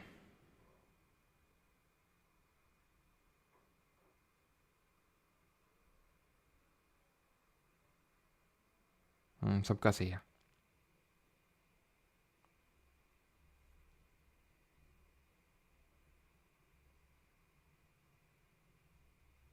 क्या चीज़ इसमें? Cell wall is absent in which of the following? Cell wall is absent in which of the following organisms? Absent तो डायटम्स में तो होती है ना सेल वॉल, तो क्या दिक्कत है? डायटम्स में होती है भाई, ये आपके एक तरह के एल्गे होते हैं। प्रोटो आई थिंक, अच्छा मैंने गलती से, हो सकता है प्रोटोज, एल्गे होते हैं एक तरह के आपके। ठीक है, ये डायटम्स में होती है आपकी सेल वॉल, ध्यान रखना। टेप वॉर्म जो हमारा एनिमल फाइलम से बिलोंग करता है उसमें नहीं होती। अब आते हैं, जो अभी मैंने बताया था फैक्ट्री में बहुत सारे लोग काम कर रहे हैं, तो एक लोग तो हमने देख लिया था मैनेजर। ठीक है, हमें एम्प्लॉयज़ के बारे में पढ़ना है, हमने मैनेजर तो पढ़ लिया, अब एम्प्लॉयज़ पे आते हैं। Different cell organelles. ठीक है, तो ये सेल ऑर्गेनल्स की डेफिनेशन है, कोई इंपॉर्टेंट नहीं है कि मेम्ब्रेन बाउंड। देखो हाँ, ये होता है कि देखो सेल ऑर्गेनल को हम दो कैटेगरी में बाउंड कर सकते हैं। एक वो जिनकी झिल्ली होती है, मेम्ब्रेन होती है, बाहर एक तरह की कवरिंग होती है उनके पास, हल्की सी पतली सी बहुत सी। अब सेल देख रहे हो हम कितने लेवल, कितने बारीक लेवल पे ऑपरेट कर रहे हैं कि नहीं, कितना छोटा सा सेल होता है जो हमें दिखता नहीं नेकेड आई से, उसको पढ़ रहे हैं, उसके अंदर कितनी सारी चीज़ें होती हैं। तो वो ऑर्गेनल्स जो होते हैं जो अंदर सेल के बैठे हुए काम कर रहे हैं, कुछ ना कुछ उनका काम होता है। हर एम्प्लॉय का कोई कुछ देख रहा है ना, जैसे कोई एचआर का बंदा होता है, कोई मान लो कि कोई सॉफ्टवेयर इंजीनियर है तो सबका कोई मार्केटिंग देख रहा है, तो उसी तरह से समझ लो। तो एक होते हैं जो मेम्ब्रेन बाउंड होते हैं और एक होते हैं जो मेम्ब्रेन बाउंड नहीं होते हैं। ठीक, अब इस पर आपको फोकस नहीं करना है अभी कि मेम्ब्रेन बाउंड कौन होता है कौन नहीं होता, वो मैं आपको बता दूंगा। एक होता है जो मेम्ब्रेन बाउंड नहीं होता, बाकी सब होते हैं। ठीक, तो आ जाओ अब एक एक करके पढ़ लेते हैं। सबसे पहला वैक्यूल्स, रिक्तिकाएँ, ये मेम्ब्रेन बाउंड होता है। अगेन फोकस नहीं करना इस पर, तुम्हें बस बाकी चीज़ों पर फोकस करना, फंक्शन क्या होता है। बाकी तो अभी मैं समराइज़ कर दूंगा कि मेम्ब्रेन किस में होती है, एक में नहीं होती, बाकी सब में होती है। सॉलिड या लिक्विड फील्ड हो सकती है, स्टोरेज सैक लाइक होता है, रुक जाओ अभी। ठीक, वैक्यूल्स स्मॉल होते हैं। अब वैक्यूल्स पता है ये एनिमल सेल में भी होते हैं, प्लांट सेल में भी होते हैं, लेकिन प्लांट सेल को ज़्यादा ज़रूरत होती है इस चीज़ की, इसलिए प्लांट सेल में ये बड़े होते हैं, प्लांट सेल में ये बड़े होते हैं, परमानेंटली होते हैं। लेकिन यहाँ पे एनिमल में ये छोटे होंगे। ठीक है, प्लांट सेल में ये छोटे होंगे एंड टेम्पररी तौर से होंगे। प्लांट सेल में इतने बड़े होते हैं ये, प्लांट सेल में अगर हम बात करें कि ये रफली 50 to 90% ऑफ सेल का वॉल्यूम ऑक्यूपाई करके रखते हैं, यानी कि आधे से ज़्यादा सेल जो है इन्हीं से ऑक्यूपाई रहती है। लेकिन क्यों? क्योंकि जो वैक्यूल्स होते हैं ये सेल को रिजिडिटी एंड टर्जिडिटी प्रोवाइड करने का काम करते हैं। टर्जिडिटी कैसा? जैसे टर्जिडिटी मतलब ये क्या होता है ना, इसके अंदर सेल सैप भरा होता है। जैसे सेल है, ये प्लांट सेल है तो यहाँ पे डबल में बनाऊंगा। ठीक, क्योंकि सेल वॉल है एक, ये न्यूक्लियस हो गया, ये न्यूक्लियस हो गया, ये हो गया तुम्हारा वैक्यूल, बहुत बड़ा होता है। ठीक है, ये जो आपका होता है वैक्यूल, वैक्यूल के अंदर इस तरह का सेल सैप भरा होता है ये प्लांट के अंदर, जो उसको रिजिडिटी टर्जिडिटी प्रोवाइड करता है। होली आने वाली है, पानी भर के फेंक के मारोगे तो पानी में जब भरोगे बलून में तो वो टर्जिड हो जाता है। टर्जिड, जो फीलिंग तुम ले पा रहे हो उस बलून की, जो टर्जिडिटी वाली, वही फीलिंग लो वैक्यूल्स की। वैसे ही होते हैं, टर्जिडिटी प्रोवाइड करते हैं ये, सो दैट चीज़ें इधर उधर मूव ना कर पाएँ। Plant cell vacuoles provide turgidity and rigidity, central vacuoles of some plant में ऑक्यूपाई, तो वो चीज़ मैंने आपको बता दी है। इसमें स्मॉल होते हैं, टेम्पररी होते हैं। ये याद करना है क्या, बाद में याद कर लेना, पहले याद करो कि एनिमल में छोटे होते हैं, टेम्पररी होते हैं, प्लांट में बड़े होते हैं, परमानेंट होते हैं, 50 to 90% ऑफ सेल का पार्ट ऑक्यूपाई करके रखते हैं। दिस इज सेकेंडरी, ये बाद में याद करना है आपको, जब वो याद हो जाएगी चीज़, ठीक। अब आते हैं सेल सैप किसका बना होता है, तो cell sap amino acid, sugar and organic acids, यानी इनऑर्गेनिक और ऑर्गेनिक दोनों चीज़ों का बना होता है। Amino acid, sugar, organic acids इसके कंपोनेंट होते हैं सेल सैप। सेल सैप क्या होता है, जो वैक्यूल के अंदर भरा होता है। वैक्यूल क्या होता है, जो सेल को रिजिडिटी एंड टर्जिडिटी प्रोवाइड करते हैं, जो प्लांट के अंदर बहुत बड़े होते हैं, ठीक। ये देख सकते हैं आप, ये एनिमल सेल है, प्लांट सेल है। ये देखिए यहाँ पे आपको वैक्यूल दिख रहा है, कहीं पे वैक्यूल दिख रहा है, नहीं दिख रहा है, एनिमल सेल में नहीं दिख रहा है। दैट डजंट मीन कि होता ही नहीं है, दैट डजंट मीन कि होता ही नहीं है। जैसे कि इसमें सेल वॉल होती ही नहीं है, कभी नहीं तो होगी, इसमें होगी, हमेशा होगी। लेकिन इसमें जरूरी नहीं कि वैक्यूल हमेशा ना हो, इसमें टेम्पररी होता है, जब ज़रूरत होती है तो आ जाता है, नहीं तो नहीं होता है। प्लांट सेल में अगर हम बात करें तो ये देख रहे हैं इतना बड़ा सा जो रफली आधे से ज़्यादा वॉल्यूम ऑक्यूपाई करके रखा है, ये परमानेंट होता है इसमें। क्लियर। अब बढ़ते हैं आगे, दूसरा देखते हैं, अंतःप्रद्रव्य जालिका, एंडोप्लाज्मिक रेटिकुलम। अब ये फैक्ट्री के अंदर क्या कर रहा है, ये फैक्ट्री के अंदर दो हेड्स हैं, मतलब ये फैक्ट्री के अंदर जब जाओगे, इससे मिलोगे तो इसके दो हेड हैं एक तरह से। एक जो हेड है इसका वो रफ है, खुरदुरा है, और एक सॉफ्ट है, ठीक। आई अगेन रिपीट, एंडोप्लाज्मिक जो रेटिकुलम, अगेन वो भूल जाओ, मेम्ब्रेन बाउंड होता है। मैं अगेन समराइज कर दूंगा लास्ट में कौन मेम्ब्रेन बाउंड है कौन नहीं है। It is a large network of tubes and sheets. इसमें लॉन्ग तीन फॉर्म में देखने को मिलती हैं जो ट्यूब्स एंड शीट है, लॉन्ग ट्यूब्यूल्स, वेसिकल, सिस्टर्न। पहले ये दिखा देता हूँ, तब बाद में इसका काम बताता हूँ मैं आपको। तो ये आपका एंडोप्लाज्मिक रेटिकुलम है। एंडोप्लाज्मिक रेटिकुलम में ध्यान से देखो, इसमें ये ट्यूब्स टाइप्स दिख रही हैं, ट्यूब्स टाइप दिख रही हैं, यही है आपकी ये जो लिखा हुआ है ट्यूब्यूल्स। और ये वेसिकल्स और सिस्टर्ने देख लो, तो सिस्टर्ने ये हैं आपके, ये है सिस्टर्न, ये जो सिस्टर्न दिख रहे हैं आपके सिस्टर्न्स, ये सिस्टर्न्स हैं आपके। क्लियर, ये ट्यूब्यूल्स हैं। एंड ये अटैच किससे है, एंडोप्लाज्मिक रेटिकुलम का एक पार्ट अटैच है, ये पूरा न्यूक्लियस है, तो ये एक पार्ट न्यूक्लियर मेम्ब्रेन से अटैच्ड है, और ये जो पार्ट है कहाँ पे है, साइटोप्लाज्म के पास है। ये पूरी सेल है, सेल के अंदर न्यूक्लियस है, इसके अराउंड आपको साइटोप्लाज्म देखने को मिलेगा।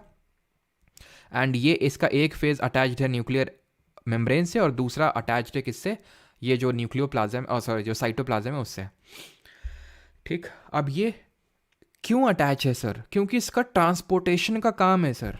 कोई भी फैक्ट्री में जो चीज़ बन रही है, मेन जो चीज़ें बनती हैं वो प्रोटीन और फैट बनता है, तो उसका ट्रांसपोर्ट का काम यही देखता है। तो उसको चीज़ें ट्रांसपोर्ट करनी होती है अंदर बाहर जो चीज़ बनी, ठीक। तो एंडोप्लाज्मिक रेटिकुलम का काम क्या है, ये one side attach with plasma membrane और अदर विद न्यूक्लियर मेम्ब्रेन, ये मैंने आपको बता दिया है, ठीक है। एक प्लाज्मा मेम्ब्रेन के साइड अटैच्ड है, ठीक है। ये तो आपका न्यूक्लियर मेम्ब्रेन से साइड अटैच्ड है, और इस तरह से जो दूसरा वाला साइड देखे तो ये किससे अटैच था, साइटोप्लाज्म से या फिर प्लाज्मा मेम्ब्रेन से, ठीक। अब ये दो प्रकार का होता है जो मैं बोल रहा था, इसके दो हेड हैं, एक तो जो खुरदरा है और एक जो स्मूथ है। जो खुरदुरा है वो खुरदुरा राइबोसोम की वजह से है, जो रफ है आर से रफ एंड आर से राइबोसोम। राइबोसोम क्या है, राइबोसोम ये जो डॉट तरह का आपको स्ट्रक्चर दिख रहा है ना, ये जो डॉट डॉट स्ट्रक्चर आपको दिख रहे हैं इसमें, अगर यहाँ पे आप देख पा रहे हैं, ये जो डॉट डॉट करके आपको स्ट्रक्चर दिख रहे हैं, ये जो स्ट्रक्चर्स हैं डॉट डॉट करके, ये राइबोसोम्स हैं। और यहाँ पे देखो, यहाँ पे कहीं पे आपको दिख रहा है डॉट डॉट स्ट्रक्चर, नहीं है, ये स्मूथ है। ये डॉट डॉट स्ट्रक्चर की वजह से रफ है, आर से रफ और आर से राइबोसोम। क्यों रफ है, ये डॉट डॉट स्ट्रक्चर राइबोसोम है, करते क्या है, प्रोटीन्स का फॉर्मेशन करते हैं, प्रोटीन का फॉर्मेशन करते हैं। स्मूथ वाले फैट्स का एंड लिपिड का सिंथेसिस करते हैं, ये वसा को बनाते हैं ये। और फिर जब बन जाता है तो एंडोप्लाज्मिक रेटिकुलम बोलता है लाओ हम ट्रांसपोर्ट कर दें। तो एंडोप्लाज्मिक रेटिकुलम के दो हेड खुले हुए हैं, चीज़ें जो बनती हैं उनसे लेता है और ट्रांसपोर्ट काम करता है ये एंडोप्लाज्मिक रेटिकुलम, ठीक। वही चीज़ें हैं यहाँ पे देख लो, it is of two types. तो दूसरा टाइप है smooth endoplasmic reticulum, ribosome absent होता है इसीलिए स्मूथ अपीयर होता है। किसके फॉर्मेशन में, यहाँ पे देख सकते हैं आप, ठीक है। ये आपका अगेन राइबोसोम्स है, रफ पार्ट है ये, एंड ये स्मूथ एंडोप्लाज्मिक रेटिकुलम है। क्लियर है इतनी चीज़, ठीक है। तो समराइज है यहाँ पे, समराइज की हुई चीज़ें कि आर ई, जिसके मतलब एंडोप्लाज्मिक रेटिकुलम के दो हेड हैं, एक आर ई आर जो प्रोटीन बनाता है, एस ई आर जो फैट बनाता है। जो एंडोप्लाज्मिक रेटिकुलम में मेम्ब्रेन बायोजेनेसिस में इन्वॉल्व है। मेम्ब्रेन बायोजेनेसिस का मतलब है मेम्ब्रेन, बायोजेनेसिस का मतलब होता है किसी चीज़ का बनना, मेम्ब्रेन का बनना, भूल जाओ इसको। Protein and lipids act as hormones, भूल जाओ इसको।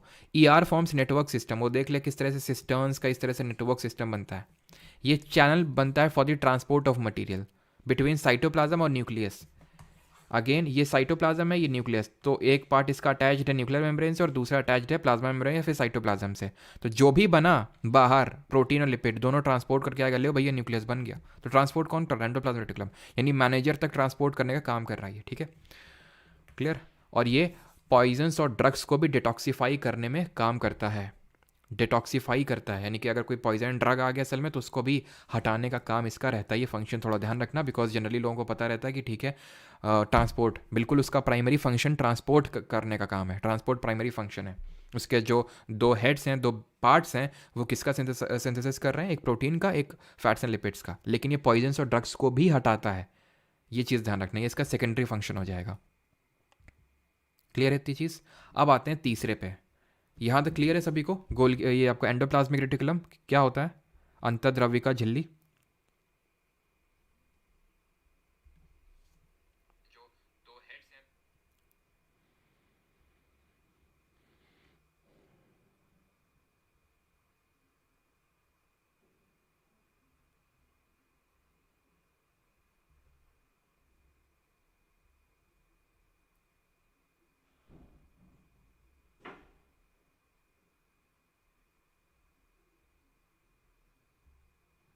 मतलब जहर खाने से बचा लेगा भैया, वो कोई जहर ऐसा नहीं कि तुम्हें सेल में जाता है, जो पॉइजनस बहुत ही माइन्यूट लेवल के सब्सटेंसेस होते हैं उनकी बात हो रही है यहाँ पे। सर कोशिका भित्ति छल को ही बोलते हैं ना? हाँ, जो सेल वॉल होती है ना उसी को कोशिका भित्ति बोलते हैं, हाँ।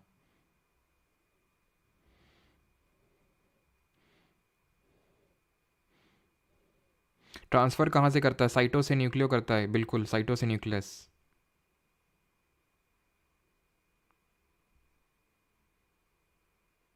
ओके, चलो। पेपर रिव्यू नहीं कराओगे क्या भाई? पेपर रिव्यू इतने दो शिफ्ट्स के हो तो चुके हैं भाई, एयरफोर्स के हैं। चलो अभी आते हैं गोल्गी अपरेटस, ठीक है। गोल्गी अपरेटस, इसको डिस्कवर किया था कैमिलियो गोल्गी ने, इसको डिस्कवर किया था कैमिलियो गोल्गी ने, ठीक। अभी गोल्गी अपरेटस क्या होता है? तो गोल्गी अपरेटस को इमेजिन करो, ये सेल का पोस्ट ऑफिस है। पोस्ट ऑफिस में क्या काम होता है? पोस्ट ऑफिस में काम होता है पैकेजिंग एंड डिस्पैचिंग का, ठीक है। इसका काम होता है मेन पैकेजिंग और डिस्पैचिंग करने का। क्या पैकेज और डिस्पैच करता है? जो एंडोप्लाज्मिक रेटिकुलम ने बनाया, जो एंडोप्लाज्मिक रेटिकुलम ने बनाया उसको पैकेज और डिस्पैच करने का जो काम होता है वो गोल्गी अपैरेटस का होता है, ठीक। इसके दो फेज होते हैं, सिस फेस और ट्रांस फेस। ये कॉन्वेक्स शेप का होता है एंड ये कॉनकेव शेप का होता है, एंड ये मेच्योरिंग फेस होता है, मेच्योरिंग होता है। ये अभी कॉन्वेक्स से ग्रोइंग फेस में आप ऐसे समझ सकते हो। तो cis face and trans face. Cis फिर अंदर की तरफ होता है, मतलब न्यूक्लियोप्लाज्म, न्यूक्लियर मेम्ब्रेन की तरफ होता है, एंड ये साइटोप्लाज्म की तरफ होता है, ट्रांसफेस, ठीक है। तो कैमिलियो गोल्गी ने डिस्कवर किया था। वेसिकल सिस्टर्ने एंड वैक्यूल्स होते हैं। सिस्टर्ने क्या होते हैं? तो यही जो आप देख पा रहे हैं ना, ये यही होता है आपके सिस्टर्ने। ये जो आप ये इस तरह का, इस तरह का, इस तरह का जो देख रहे हैं, this is called a cisternae, ठीक। Cisternae arranged parallel to each other. Cisternae arranged in stacks are called as cisterns. Present as network in stacks are called as cisterns. Present as network near nucleus in animal cells. उतना important points नहीं है। Present as freely distributed summits dictyosomes in plant cells. यानी कि ये जो छोटे छोटे आपको दिख रहे हैं इनको हम dictyosomes के नाम से जानते हैं, ठीक है, dictyosomes। तो ध्यान रखना dictyosomes क्या होते हैं थोड़े से। एंड बाकी सिस फेस होता है टुवर्ड्स द न्यूक्लियस, जैसे कि हमने देखा था एंडोप्लाज्मिक रेटिकुलम होता ना, एक पार्ट उसका था इसकी तरफ, एक पार्ट इसका था इसके न्यूक्लियर मेम्ब्रेन की तरफ, और दूसरा था एक प्लाज्मा मेम्ब्रेन की तरफ, या फिर सेल मेम्ब्रेन की तरफ, या फिर साइटोप्लाज्म की तरफ। तो सिस फेस, इसका भी एक फेस जो होता है वो इस तरह से होता है, इस तरह से, इस तरह से, इस तरह से, इस तरह से। तो जो सिस फेस होता है जो कॉन्वेक्स शेप का होता है, तो वो आपका न्यूक्लियर मेम्ब्रेन, न्यूक्लियस की तरफ रहेगा, एंड जो ट्रांस फेस रहता है वो प्लाज्मा मेम्ब्रेन की तरफ रहेगा। ये कॉनकेव होता है, मेच्योरिंग फेस होता है ये, एंड ये आपका कॉन्वेक्स फेस होता है जिसको सिस बोलते हैं। तो ये हो गया सिस, ये हो गया ट्रांस, ठीक है। अगला पॉइंट है हमारा गोल्गी अपरेटस में स्टोर, वही अभी मैंने बताया, इसका पोस्ट ऑफिस का काम होता है। मॉडिफाई, स्टोर करना, पैकेजिंग, डिस्पैचिंग का काम होता है। सिंपल सुगर्स को कॉम्प्लेक्स सुगर्स में भी यहाँ पे कन्वर्जन होता है गोल्गी अपरेटस में। It is involve in the formation of lysosomes. Lysosome क्या होते हैं, एक नेक्स्ट अभी जो हम सेल ऑर्गेनेल पढ़ेंगे उनको हम लाइजोसोम के नाम से जानते हैं। तो ये लाइजोसोम के भी फॉर्मेशन में इन्वॉल्व होते हैं गोल्गी अपरेटस। अब आते हैं अगले पे, लाइजोसोम हैं। तो ये हैं जो अपने मकसद में लगे हुए हैं। क्या मकसद है, बम लगा के फट जाना। ठीक है, तो वही लाइजोसोम का फंक्शन है। क्या फंक्शन है इसका, कि जो भी अगर कोई फंक्शन परफॉर्म ना कर रहा हो, कोई भी सेल ऑर्गेनेल अगर गोल्गी अपरेटस पैकेजिंग डिस्पैचिंग नहीं कर रहा है, एंडोप्लाज्मिक रेटिकुलम ट्रांसपोर्ट का काम नहीं कर रहा है, तो अगर कोई काम अपना नहीं कर रहा है तो लाइजोसोम देखेगा कि भाई ये काम नहीं कर रहा है, और वो क्या करेगा, फट जाएगा। फटेगा तो क्या होगा, इसके अंदर जो एंजाइम भरा हुआ है, जिसको हम हाइड्रोलिटिक एंजाइम बोलते हैं, ये हाइड्रोलिटिक जो एंजाइम है ये बनता है रफ एंडोप्लाज्मिक रेटिकुलम में। वही रफ एंडोप्लाज्मिक रेटिकुलम जहाँ पे प्रोटीन बन रहा था ड्यू टू राइबोसोम, वहीं पे आपका ये हाइड्रोलिटिक एंजाइम इनसाइड द जो लाइसोसोम है उसका फॉर्मेशन होता है। ये लाइसोसोम खुद बनता कहाँ पे है, गोल्गी अपरेटस में अभी देखे। ठीक, क्लियर है इतनी चीज़, यानी खुद से नहीं बन रहा, दो ये इसको खुद बना रहा है गोल्गी अपरेटस, इसके अंदर का हाइड्रोलिटिक एंजाइम बना रहा है RER। तो जब भी कोई फंक्शन परफॉर्म नहीं करेगा ना, फट जाएगा। हाइड्रोलिटिक एंजाइम जो है इसकी पावर होती है कि ये डाइजेस्टिंग पावर होती है इसके अंदर, डाइजेस्टिंग, क्लीन कर देता है ये। ठीक है, बहुत ही तगड़ा होता है ये। जिस तरह से जो हमारे जैसे होते हैं कुछ हमारे सूक्ष्म जीव होते हैं, वो क्या करते हैं, जैसे कोई चीज़ सड़ रही होती है तो उसको पता है कैसे सड़ाते हैं, उसमें अंदर से अपना ये जैसे हम जब खाना खाते हैं तो आपको पता होगा गैस्ट्रिक जूस होता है, उसका pH वैल्यू 1.6 होता है। अगर उसको डाल दिया जाए खाने में, तो खाने को तोड़ देगा एकदम। मतलब खाना जैसे फॉर एग्जांपल वो तो हम अंदर से निकाल नहीं सकते हैं, लेकिन खाना हमारा क्यों डाइजेस्ट हो जाता है, क्योंकि इतना सॉलिड एसिड होता है, इतना भयंकर होता है, तोड़ देता है खाने को। ठीक है, उसको डाइजेस्ट कर लेता है। उसी तरह इसका जो एंजाइम होता है ना लाइसोसोम का, इतना ज़्यादा पावरफुल डाइजेस्टिंग होता है, ये सेल को डाइजेस्ट कर देता है। जैसे ही फट के बाहर निकला नहीं है हाइड्रोलिटिक एंजाइम, खत्म हो जाती है सेल। यानी इसीलिए इसको हम suicidal bag of the cell बोलते हैं। सुसाइड कर लेता है ये। मेम्ब्रेन बाउंड ऑर्गेनल होता है, spherical sac like structure, filled with digestive enzyme, enzyme RER में बनता है, खुद गोल्गी अपरेटस से बनता है।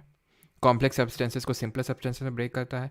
Kind of waste disposal system of cell है, वेस्ट डिस्पोजल की तरह बिहेव करता है। मान लो कोई सेल फंक्शन नहीं कर रही है, तो फिर सेल फंक्शन नहीं करी तो लाइसोसोम फटेगा, हाइड्रोलिटिक एंजाइम निकलेगा, उस सेल को खत्म कर देगा, उसको डिस्पोज ऑफ कर देगा। तो it is a kind of waste disposal system. ठीक है, when cell get damage lysosome में burst and enzyme digest their own cell, तो इसीलिए हम suicidal bag of the cell बोलते हैं। ऑलराइट, अब आते हैं अपने अगले and second last cell organelle पे, एंड दैट इज माइटोकॉन्ड्रिया, जिसको कि हम power house of the cell के नाम से जानते हैं। ठीक है, पावर हाउस ऑफ सेल बोलते हैं, यानी कि कोशिका का एक पावर हाउस है। क्यों, क्योंकि पावर जनरेट कर रहा होगा, एनर्जी जनरेट कर रहा होगा। ये सॉसेज शेप का होता है। ठीक है ना, सॉसेज शेप का आप देख सकते हैं किस तरह से इसका शेप है। इसमें दो मेम्ब्रेन्स होती हैं, एक आउटर बाहरी और एक इनर। जो बाहर वाली मेम्ब्रेन है वो पोरस होती है, यानी चीजें अंदर बाहर करने का काम होता है, पोरस होती है। जो इनर मेम्ब्रेन है इसी में ही एनर्जी बन रही है in the form of ATP, जिसको हम बोलते हैं एडिनोसाइन ट्राइफॉस्फेट। एडिनोसाइन ट्राइफॉस्फेट, इसके फॉर्म में एनर्जी बन रही है। आई अगेन रिपीट, माइटोकॉन्ड्रिया को power house of the cell बोलते हैं, क्योंकि सेल की जो पावर जनरेट होती है वो माइटोकॉन्ड्रिया के ही अंदर होती है। कैसे होती है, मैंने सांस ली,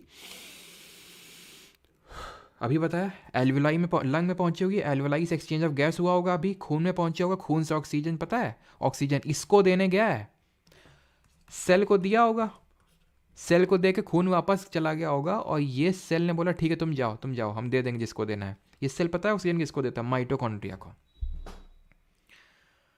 क्योंकि यही एनर्जी जनरेट करता है, यही जो है ऑक्सीजन लेता है और एनर्जी जनरेट करता है in the form of ATP, adenosine triphosphate. और वो कौन करती है, कौन सी मेम्ब्रेन, अंदर वाली। इसीलिए इसको ATP को energy currency of the cell बोलते हैं। Energy currency of the cell, यानी कि कोशिका की ऊर्जा मुद्रा, ऊर्जा का भंडारण करता है ये, तो ऊर्जा मुद्रा है ये ATP एक तरह से। ये जो इस तरह से जहाँ पे उन्होंने देखे थे सिस्टर्न्स देख रहे थे ना, cisterns in this that Golgi apparatus हमें देखने को मिल रहे थे, सिस्टर्न्स इस तरह से सिस फेस ट्रांसफेस उस इस तरह इसमें क्रिस्टे होते हैं, क्रिस्टे। जो माइटोकॉन्ड्रिया होता है उसका खुद का डीएनए और राइबोसोम होता है, ये इंपॉर्टेंट फैक्ट है, याद रख लेना। सिर्फ दो ही सेल ऑर्गेनल होते हैं, एक तो ये और एक जो आगे अगला पढ़ेंगे प्लास्टिड, उनका खुद का डीएनए और राइबोसोम होता है, बस उन्हीं दोनों का ही होता है। अगला वाला है हमारा प्लास्टिड। उसके पीछे का भी स्टोरी है कि ये लोग मतलब जो माइटोकॉन्ड्रिया जो प्लास्टिड हैं ये काफ़ी पहले ही बन गए थे, तो इसलिए इनका डीएनए राइबोसोम पहले से ही मौजूद था, ठीक है, तो ये माना जाता है। तो ये माइटोकॉन्ड्रिया। अब आते हैं प्लास्टिड पे। ये जो प्लास्टिड सेल ऑर्गेनल है ये ओनली इन प्लांट सेल होता है, ओनली इन प्लांट सेल, यानी सिर्फ हमें पादप की कोशिका में देखने को मिलेगा।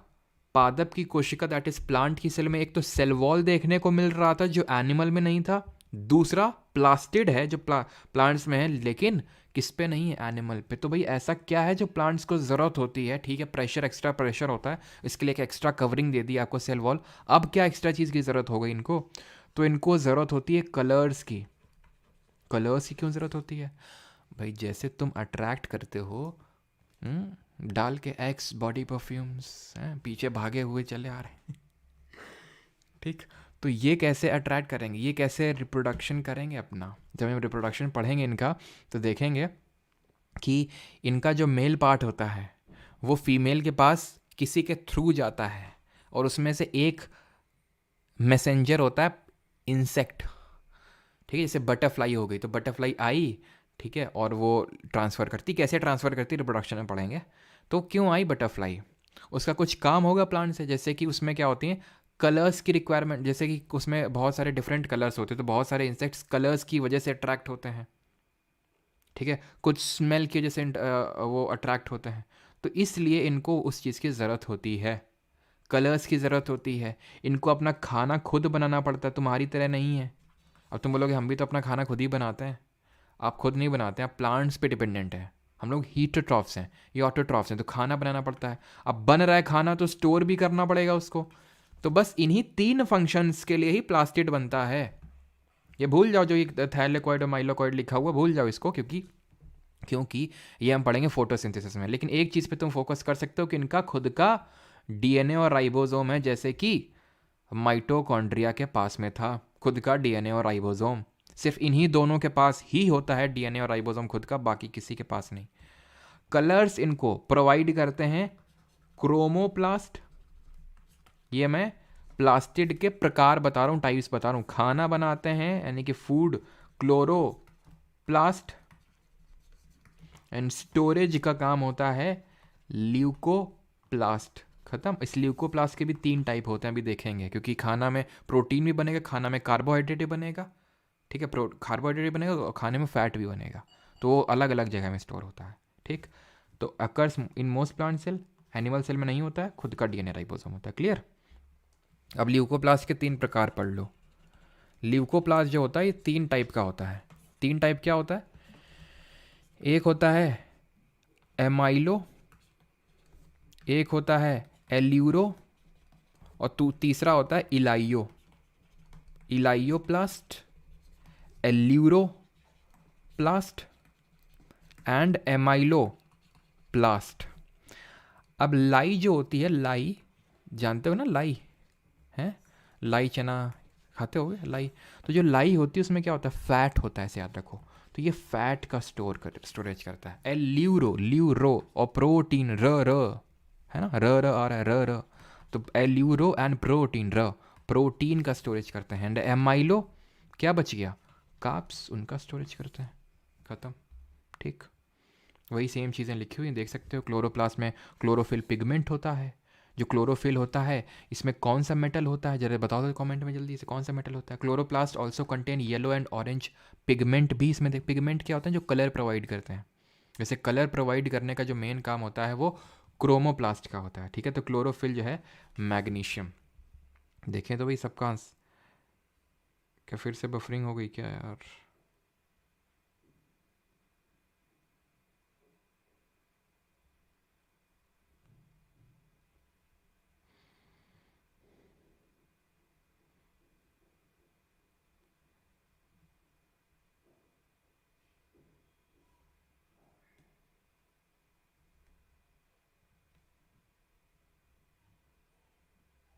चलो ठीक नहीं हुई, नहीं ओके। हाँ मैग्नीशियम सबका सही है, ठीक है, मैग्नीशियम सबका सही है, ठीक। चलिए, तो ल्यूकोप्लास्ट का स्टोरेज काम होता है, ये कलरलेस होता है, ठीक है, ये जो ल्यूकोप्लास्ट होता है दैट इज़ कलरलेस। क्रोमोप्लास्ट में कलर होता है, ल्यूकोप्लास्ट में कोई कलर नहीं होता है, वाइट एंड कलरलेस होता है। एंड क्लोरोप्लास्ट जो होता है store energy to manufacture food, ठीक है, ल्यूको उसको स्टोर करता है, क्रोमोप्लास्ट जो है वो कलर प्रोवाइड करने का काम करता है, सिंपल। अब हम आते हैं अपने लास्ट पार्ट में, and the last part is cell cycle.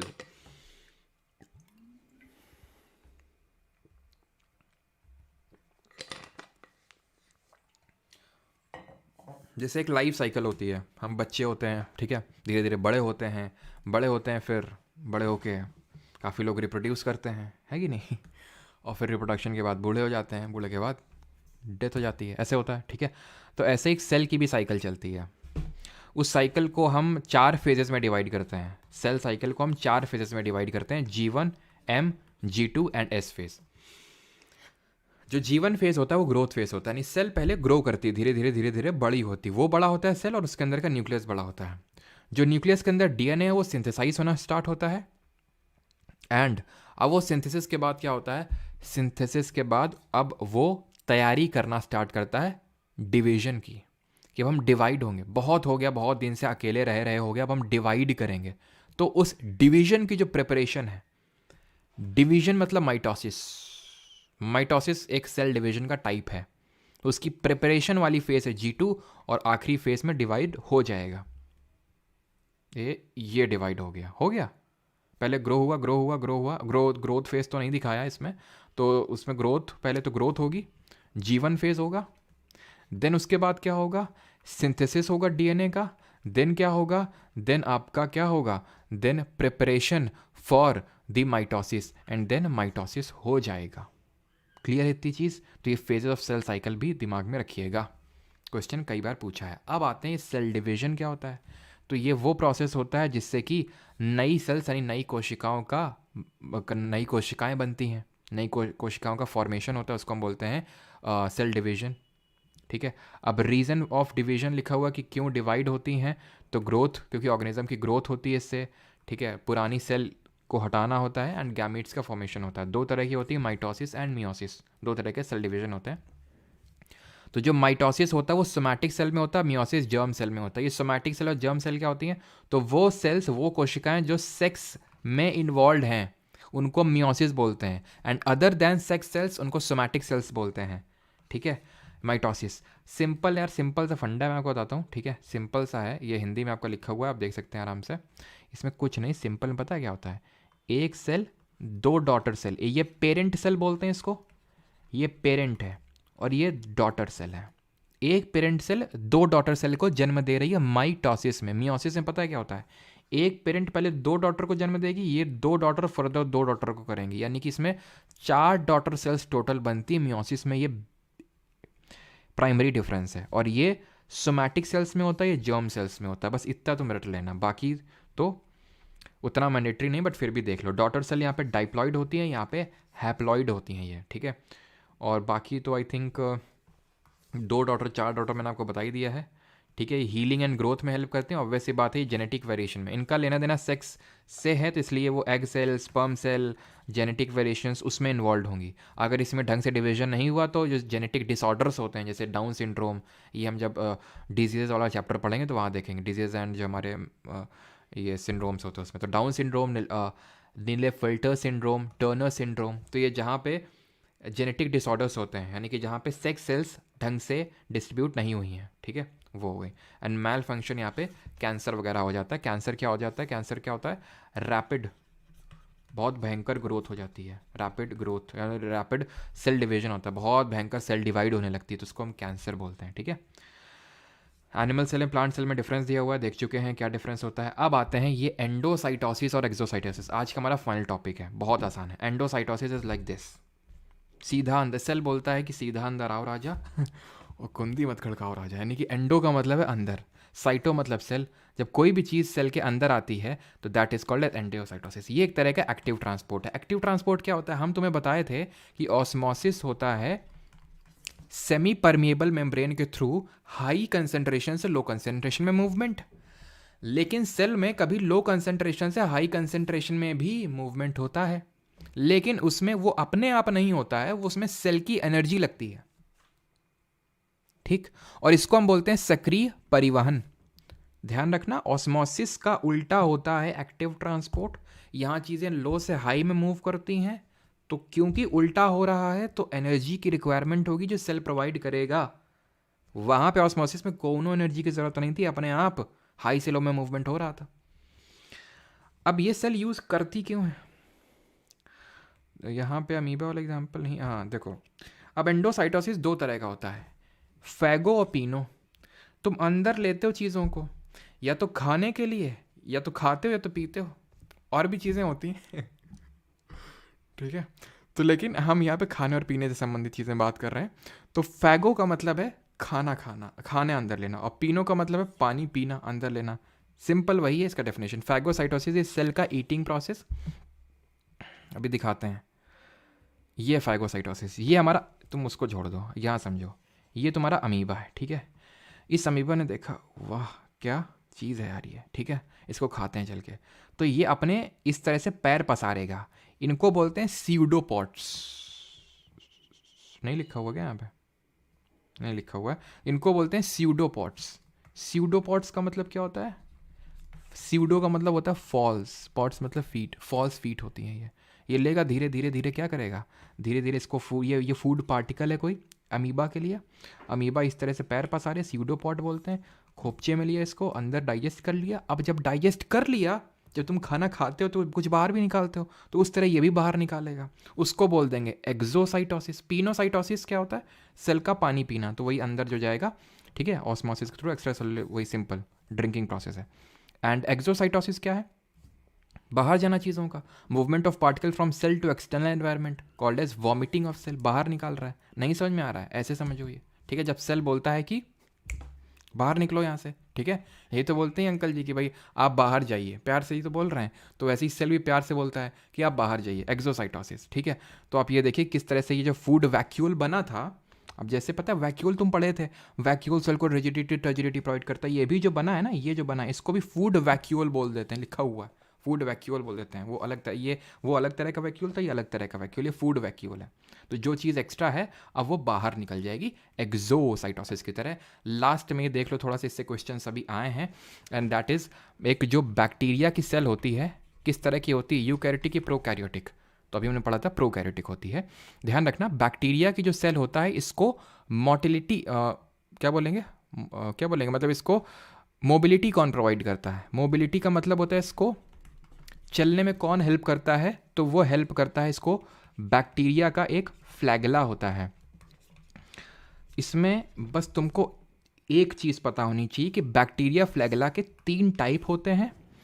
एक होता है आपका बेसल बॉडी, ये है बेसल बॉडी। जो मैं लिख रहा हूँ उस पर फोकस करो, जो उस पर लिखा हुआ है उस पर मत फोकस करो। तो ये है बेसल बॉडी। ये है फिलामेंट या फिर टेल भी बोलते हैं, और ये फिलामेंट को बेसल बॉडी से जो कनेक्ट कर रहा है उसको बोलते हैं हुक। तो बस ये 3 चीज़ें तुम्हें ध्यान रखनी है कि इस बैक्टीरिया फ्लैगेला, जिसके कि 3 टाइप होते हैं, basal body, filament and hook, ये किस तरह से होते हैं, कौन किसको कनेक्ट करता है, बस इसमें आपको इतना ही पढ़ना था। ऑलराइट,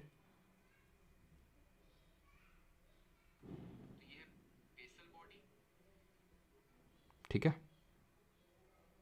अरे वॉमिटिंग का मतलब है कि वो बाहर जा रहा है, ठीक है, ऑलराइट। चलिए भाई, तो ये हमारा लेक्चर होता है ख़त्म, और एक क्वेश्चन हम लोगों ने बीच में स्किप किया था तो उसको कर लेते हैं, एंड देन बाकी एसएससी वाले जो क्वेश्चन हैं उस पर आते हैं, ठीक है।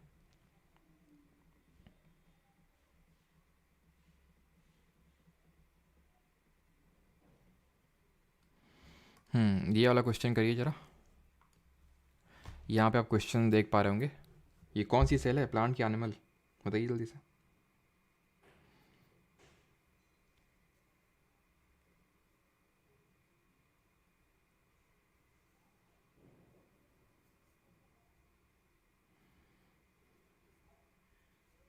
सर आज क्लास प्राइवेट मत कीजिएगा, करिएगा, लेट हो गया। अच्छा, तो लेट तुम हो और प्राइवेट हम ना करें, हैं? चलो अच्छा, हमारी गलती होती तो चलो मानते भी कि सर आज इस वजह से मत करिएगा, लेट हैं।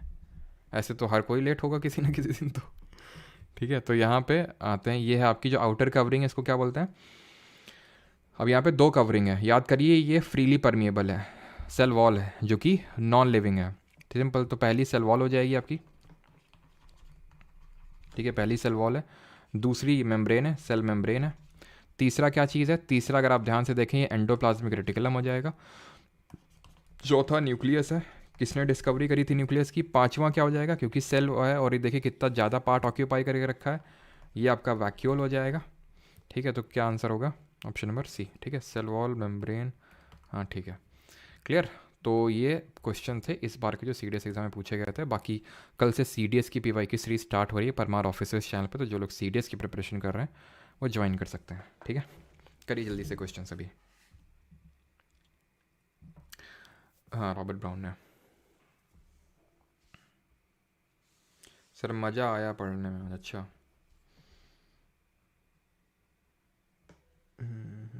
हाँ, वैक्यूल से ही पता चला, आई थिंक वैक्यूल से भी एलिमिनेट हो रहा था। साइटोलॉजी किसकी स्टडी होती है, सेल्स की स्टडी होती है, option number B. Cells were first observed in cork by, तो सेल को पहले ऑब्जर्व किसने किया था, रॉबर्ट हुक ने किया था। किसमें किया था, कॉर्क में किया था, है ना। हनी कॉम लाइक स्ट्रक्चर था, हनी कॉम लाइक स्ट्रक्चर था। एंड लीवन हॉक ने, एल से लीवन हॉक एंड एल से लिविंग सेल। यहाँ तक कि लीवन हॉक ने ही आपकी पता है जो स्पर्म सेल है ना, स्पर्म सेल, उसकी भी डिस्कवरी करी थी इन्होंने। आरबीसीज जो होती हैं, रेड ब्लड सेल्स, उसकी भी डिस्कवरी लीवन हॉक जी ने ही करी थी। There are how many types of cell division, तो सेल डिवीजन के कितने टाइप होते हैं, कोशिका विभाजन के कितने प्रकार होते हैं। तो अगर हम कोशिका विभाजन की अगर बात करें तो इसके दो टाइप होते हैं, माइटोसिस, मियोसिस। ठीक है, माइटोसिस एंड मियोसिस। माइटोसिस में क्या है, एक पेरेंट सेल दो डॉटर सेल को जन्म दे रहा है, और मियोसिस में एक पेरेंट सेल जो है चार डॉटर सेल्स को जन्म दे रहा है, that is called as meiosis. तो दो टाइप के सेल डिवीजन होते हैं, ऑप्शन नंबर बी। ये आपका हैप्लॉइड, ये डाइप्लॉइड बनाता है। माइटोसिस की अगर बात करें तो ये सोमैटिक सेल में होता है, और ये मायोसिस जो होता है आपका जर्म सेल्स में होता है। Question number fourth, which among the following is the structural and fundamental unit of life. Simple, cell होगा इसका answer. Which of the following is not one of the three main parts of the cell, तो इनमें से तीन main part of the cell में कौन सा नहीं आएगा, न्यूक्लियस, साइटोप्लाज्म या फिर cell membrane. Please upload lecture P Y Q lecture 41, 42, 43 के नोट्स इसलिए नहीं आए बिकॉज यार जिन जो बनाते हैं आपके नोट्स इंग्लिश के, उनके फादर की सिचुएशन काफ़ी क्रिटिकल है। ठीक है, तो वो भी हॉस्पिटल में, इसलिए वो नोट्स नहीं आ पा रहे हैं। हिंदी के तो आपको मिल रहे हैं, लेकिन उसी वजह से नोट्स नहीं आ पा रहे हैं।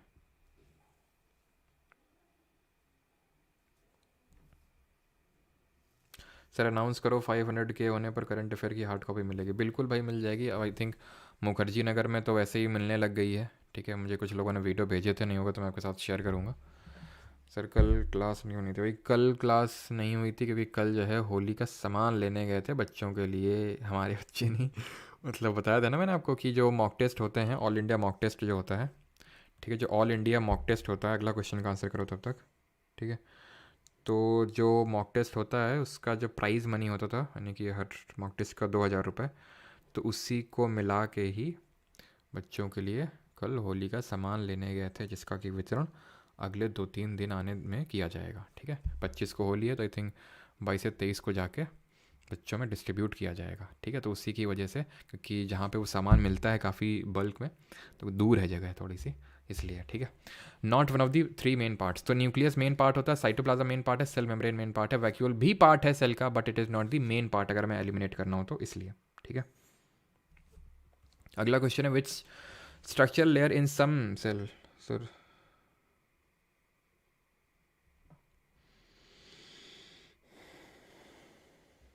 सबका सही है।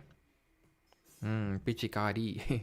Cell, which structural layer in the some cell types is composed mainly of carbs like cellulose, hemicellulose, lignin in the ratio 4:3:3। तो किसकी बात हो रही है यहाँ पे, सेल्यूलोस का बना हुआ है, हेमीसेल्यूलोस का बना हुआ है। तो सेल्यूलोस तो आपको देखने को मिलेगी सेल वॉल में, प्लाज्मा मेम्ब्रेन में सेल्यूलोस थोड़ी ना देखने को मिलेगी। प्लाज्मा मेम्ब्रेन तो किसकी बनी होती है, प्रोटीन्स एंड लिपिड्स की बनी होती है, और प्रोटीन उसमें होता है आपका 60-80%। What is the percentage of protein in the cell membrane, again easy है, 60-80%। अभी देखा। Correct regarding the cell membrane, इसमें से कौन सा सही है, जल्दी से बताओ, सेल मेम्ब्रेन के रिगार्डिंग।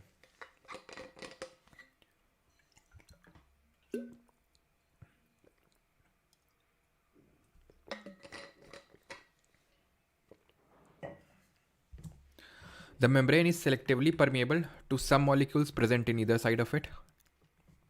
बिल्कुल सेलेक्टिवली परमिएबल होती है आपकी, फ्रीली परमिएबल तो सेल वॉल होती है। वाटर में also move across this membrane from lower to higher, lower to higher move नहीं करता है, हायर से लोअर में मूव करता है, ठीक है। तो ओनली वन आपका सही आंसर होगा, ठीक। अगला क्वेश्चन है, which cell organelle contains millions of membrane bound ribosomes is involve in the production, folding and quality control and dispatch of certain proteins. कौन है जो cell contains million of membrane bound. हाँ, अब मैंने आपको वो चीज़ मैं बताना भूल गया था कि कौन किस में मेम्ब्रेन होती है और किस में नहीं होती है। तो राइबोसोम जो कि आपको यूकैरियोटिक और प्रोकैरियोटिक सेल दोनों में देखने को मिलता है, राइबोसोम, इसकी मेम्ब्रेन नहीं होती है, इसमें झिल्ली नहीं होती है। बाकी जितने भी होते हैं हमारे, चाहे माइटोकॉन्ड्रिया ले लो, चाहे ईआर ले लो, गोल्गी एपरेटस ले लो, सब में मेम्ब्रेन होती है, बट राइबोसोम में मेम्ब्रेन नहीं होती। It is not a membrane bound organelle. तो कौन सा ऑर्गेनल है जिसमें कि मेम्ब्रेन बाउंड राइबोसोम होते हैं, involve in the production, folding, quality control and dispatching of the certain proteins. तो अगर हम बात करेंगे तो ribosome is production, folding, quality control, तो ये आपका होगा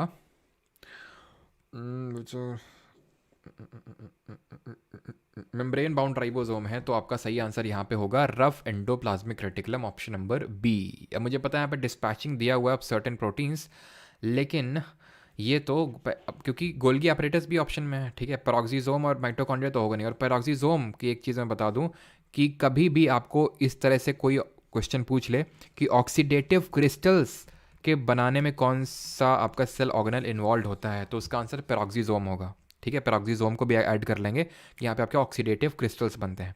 अब क्योंकि मेम्ब्रेन बाउंड राइबोसोम दिया हुआ है, प्रोडक्शन में इन्वॉल्व नहीं होता है गोल्गी अपरेटस की अगर हम बात करें, तो राइबोसोम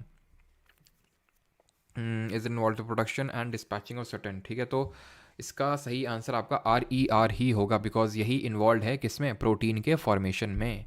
अगला क्वेश्चन है, which cell organelle is an overlapping membranous sac with ER like thickness that helps in the processing and packaging protein and lipid molecule specially stable proteins. तो अब यहाँ पे सिर्फ पैकेजिंग के बारे में दिया हुआ है।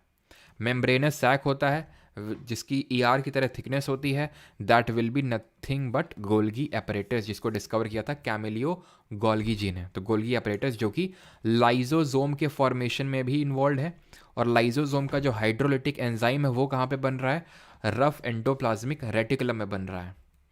11th, a group of ribosome attached to mRNA is known as. ये mRNA क्या होता है, तो mRNA जो होते हैं इनका मेन काम थोड़ा सा ट्रांसपोर्ट वगैरह का होता है, ठीक है। तो group of ribosomes attach to mRNA are known as polypeptide, polysome, polymer या फिर मोनोमर, तो इनको बोलते हैं पॉलीसोम्स। ऑप्शन नंबर बी यहाँ पे सही आंसर होगा, ठीक है।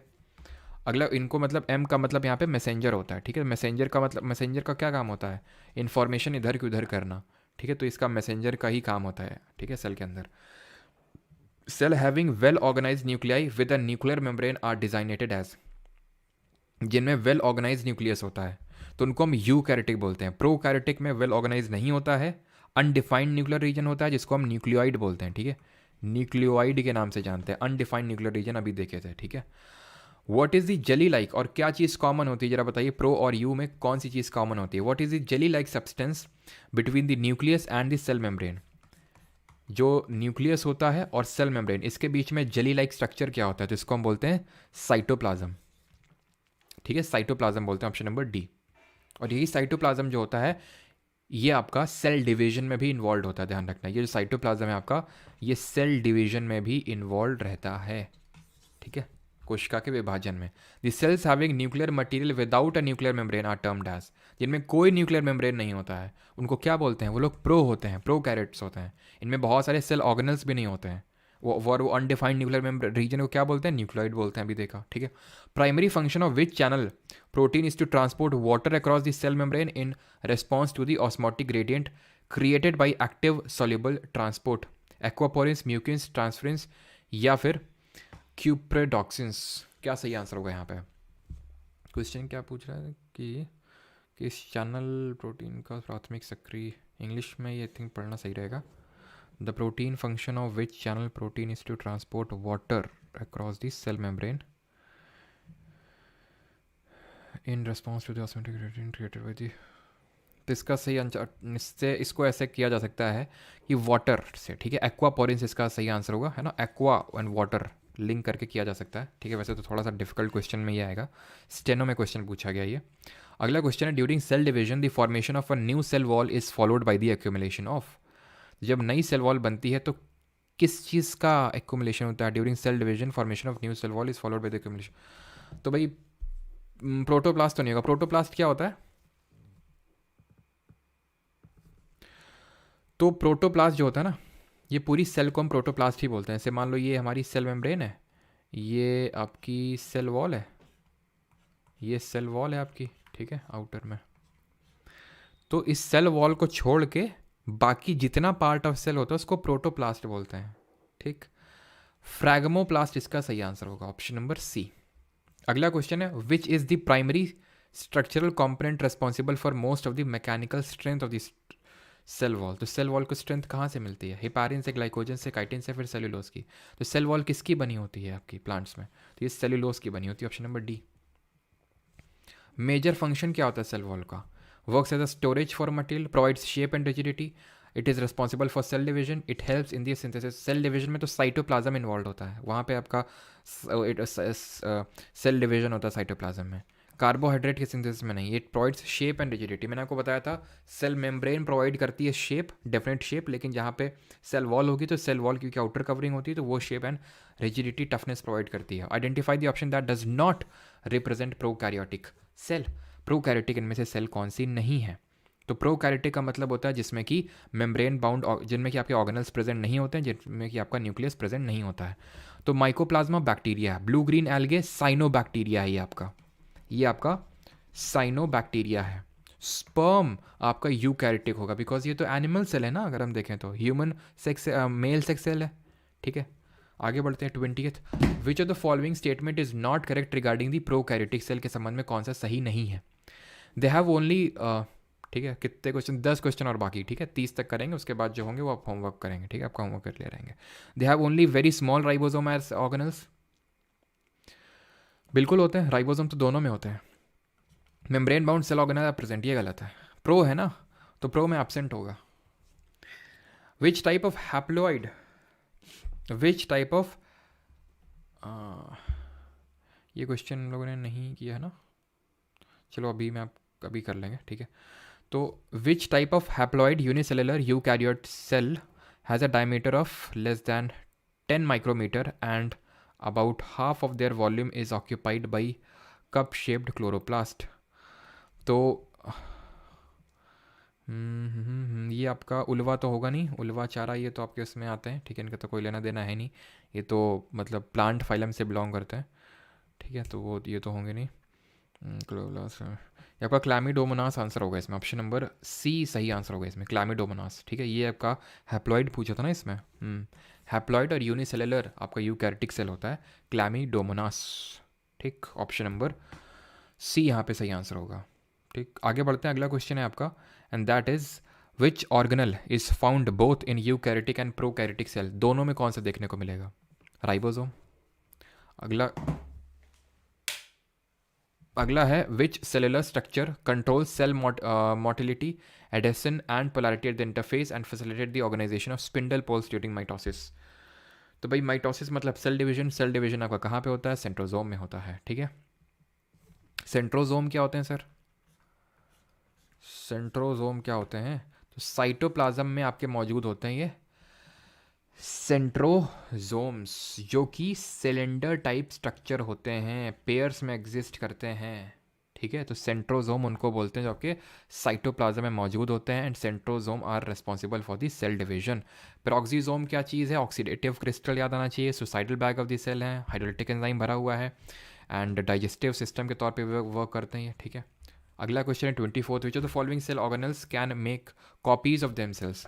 तो खुद की कॉपी कौन बना सकता है? तो ध्यान रखना, खुद की कॉपी बनाने में आपका माहिर है माइटोकॉन्ड्रिया, ठीक है, यानी कि खुद को ये खुद का रेप्लिका बना सकता है, खुद का रेप्लिकेट कर सकता है। Power house of the cell होता है, 2 मेम्ब्रेन होती हैं, बाहर वाली पोरस होती है, अंदर वाली फॉर्मेशन में एटीपी के फॉर्मेशन में इन्वॉल्व होती है एडेनोसाइन ट्राइफॉस्फेट, यही है energy currency of the cell.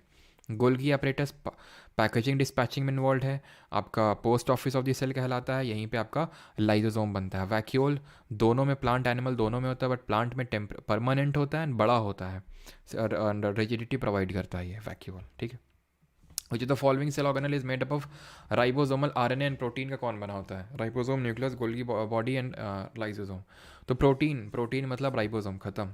26 which cell organelle are called as cell का पोस्ट ऑफिस, अभी बताया क्या, Golgi apparatus. 27 which cell organelle appear as rounded और सॉशियस शेप, सॉशियस शेप का कौन सा होता है? जिसकी कि 0.5 से लेके 1 माइक्रोमीटर तक की डायमीटर होती है, लेंथ इतनी होती है। लेंथ और डायमीटर याद करने की ज़रूरत नहीं है आपको, अगर आप रेलवे वगैरह की एग्ज़ाम देने वाले हो तो आप याद कर सकते हो इनको, रेलवे में पूछ लेता है खासकर ग्रुप डी में, बट आपके एसएससी के लिए इंपॉर्टेंट नहीं है ये, बस सॉसेज शेप याद रखना है, बस थोड़ा देख लो, ठीक है। आंसर माइटोकॉन्ड्रिया होगा, ऑप्शन नंबर बी ए, जिसका खुद का रेप्लिका, अभी हमने देखा रेप्लिका बना सकता है ये, ठीक है।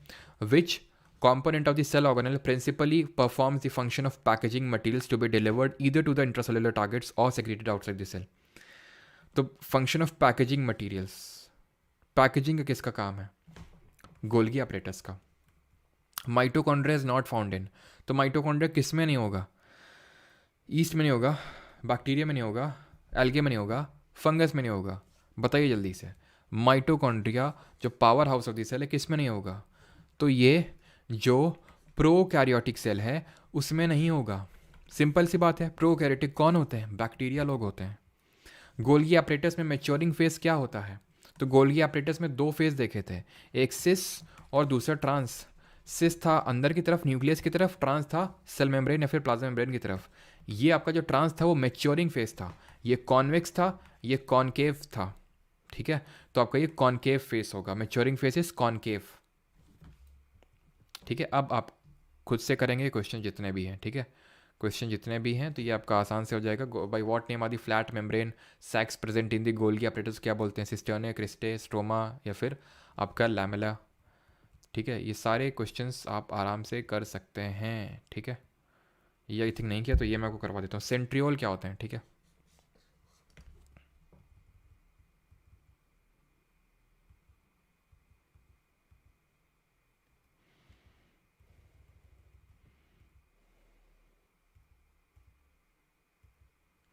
Most centrioles have a dash structure of triple microtubules, तो माइक्रोट्यूब्यूल्स ये भी आपके सिलेंडर के फॉर्म में होते हैं microtubules, which are present in pairs and arranged orthogonally after duplication. तो किस स्ट्रक्चर में देखने को मिलते हैं? तो 9+0 के फॉर्मेट में होते हैं आपके सेंट्रियोल्स, ठीक है। 9+0 का फॉर्मेट होता है सेंट्रियोल्स का, है ना।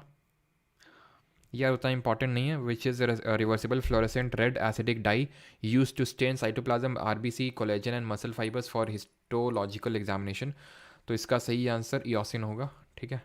थोड़े से बनराकस टाइप क्वेश्चन पूछे हैं स्टेनो में। What do you call the fluid matrix, ये मतलब ये है कि थोड़ा सा देख लो, अगर रिपीट होता तो ठीक है, नहीं तो ये कोई एवरग्रीन टाइप ऑफ क्वेश्चन नहीं है आपके, ठीक है।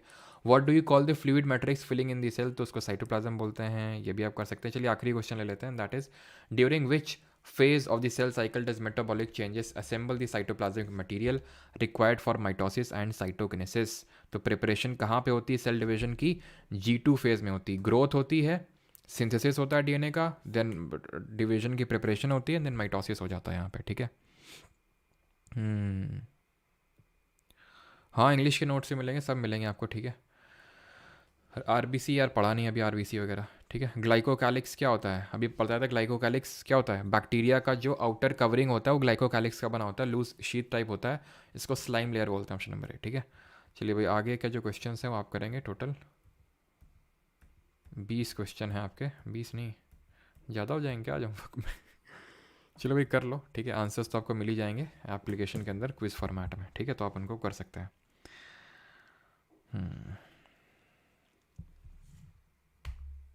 फोर्थ क्वेश्चन स्किप कर दिया, क्या था फोर्थ क्वेश्चन? एक सेकेंड,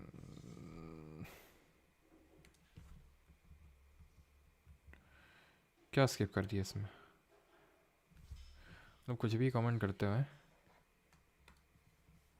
और भाई जो लोग बैच में एनरोल वगैरह करना चाहते हैं तो वो ये वेबसाइट है, परमार अकेडमी एप्लीकेशन से जाके आप कोर्सेज सेक्शन में कर सकते हैं, एंड ये क्वेरी नंबर है। बाकी ठीक, थैंक यू।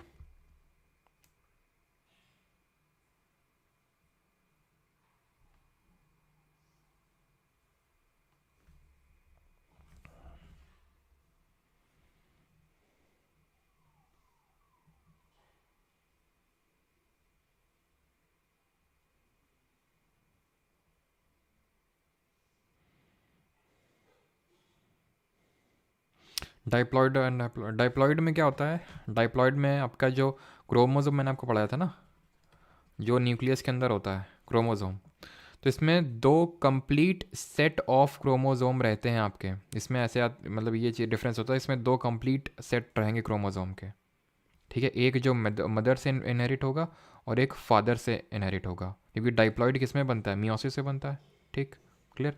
जो हैप्लॉइड होता है, जो हैप्लॉइड होता है, ठीक है, इसमें ओनली वन का एक, सिर्फ एक ही complete cell set of chromosome रहेगा, ठीक है। वो या तो एग सेल हो सकता है, स्पर्म सेल हो सकता है, ठीक है। तो जो डाइप्लॉइड बनता है वो माइटोसिस से बनता है, आई थिंक उल्टा तो नहीं बोल दिया ना मैंने ना। तो ये जो है एक जो डाइप्लॉइड होता है, डाइप्लॉइड, ये आपका माइटोसिस में बनता है, माइटोसिस। और जो हैप्लॉइड होता है वो आपका मियोसिस में बनता है, ठीक है।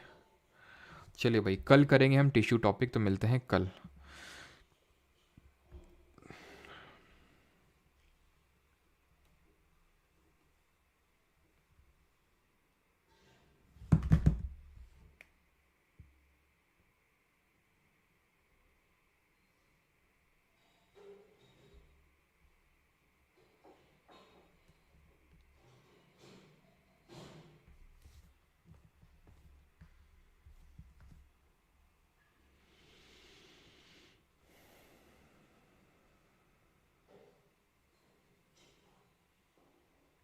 ए माइटोसिस वो प्रोकैरियोट्स में होता है, कौन स्पैम कर रहा है? ए माइटोसिस आपका प्रोकैरियोट में होता है, ठीक है। ये जो टाइप ऑफ सेल डिवीजन होता है, माइटोसिस और मियोसिस, वो पढ़े थे जो यूकैरियोट में। जो ए माइटोसिस होता है वो प्रोकैरियोट्स में होता है, ठीक है, जो प्रोकैरियोट्स होते हैं उसमें। ऑलराइट, चलिए भाई, थैंक यू सभी को। बाकी पीडीएफ आपको ये प्राइवेट जो टेलीग्राम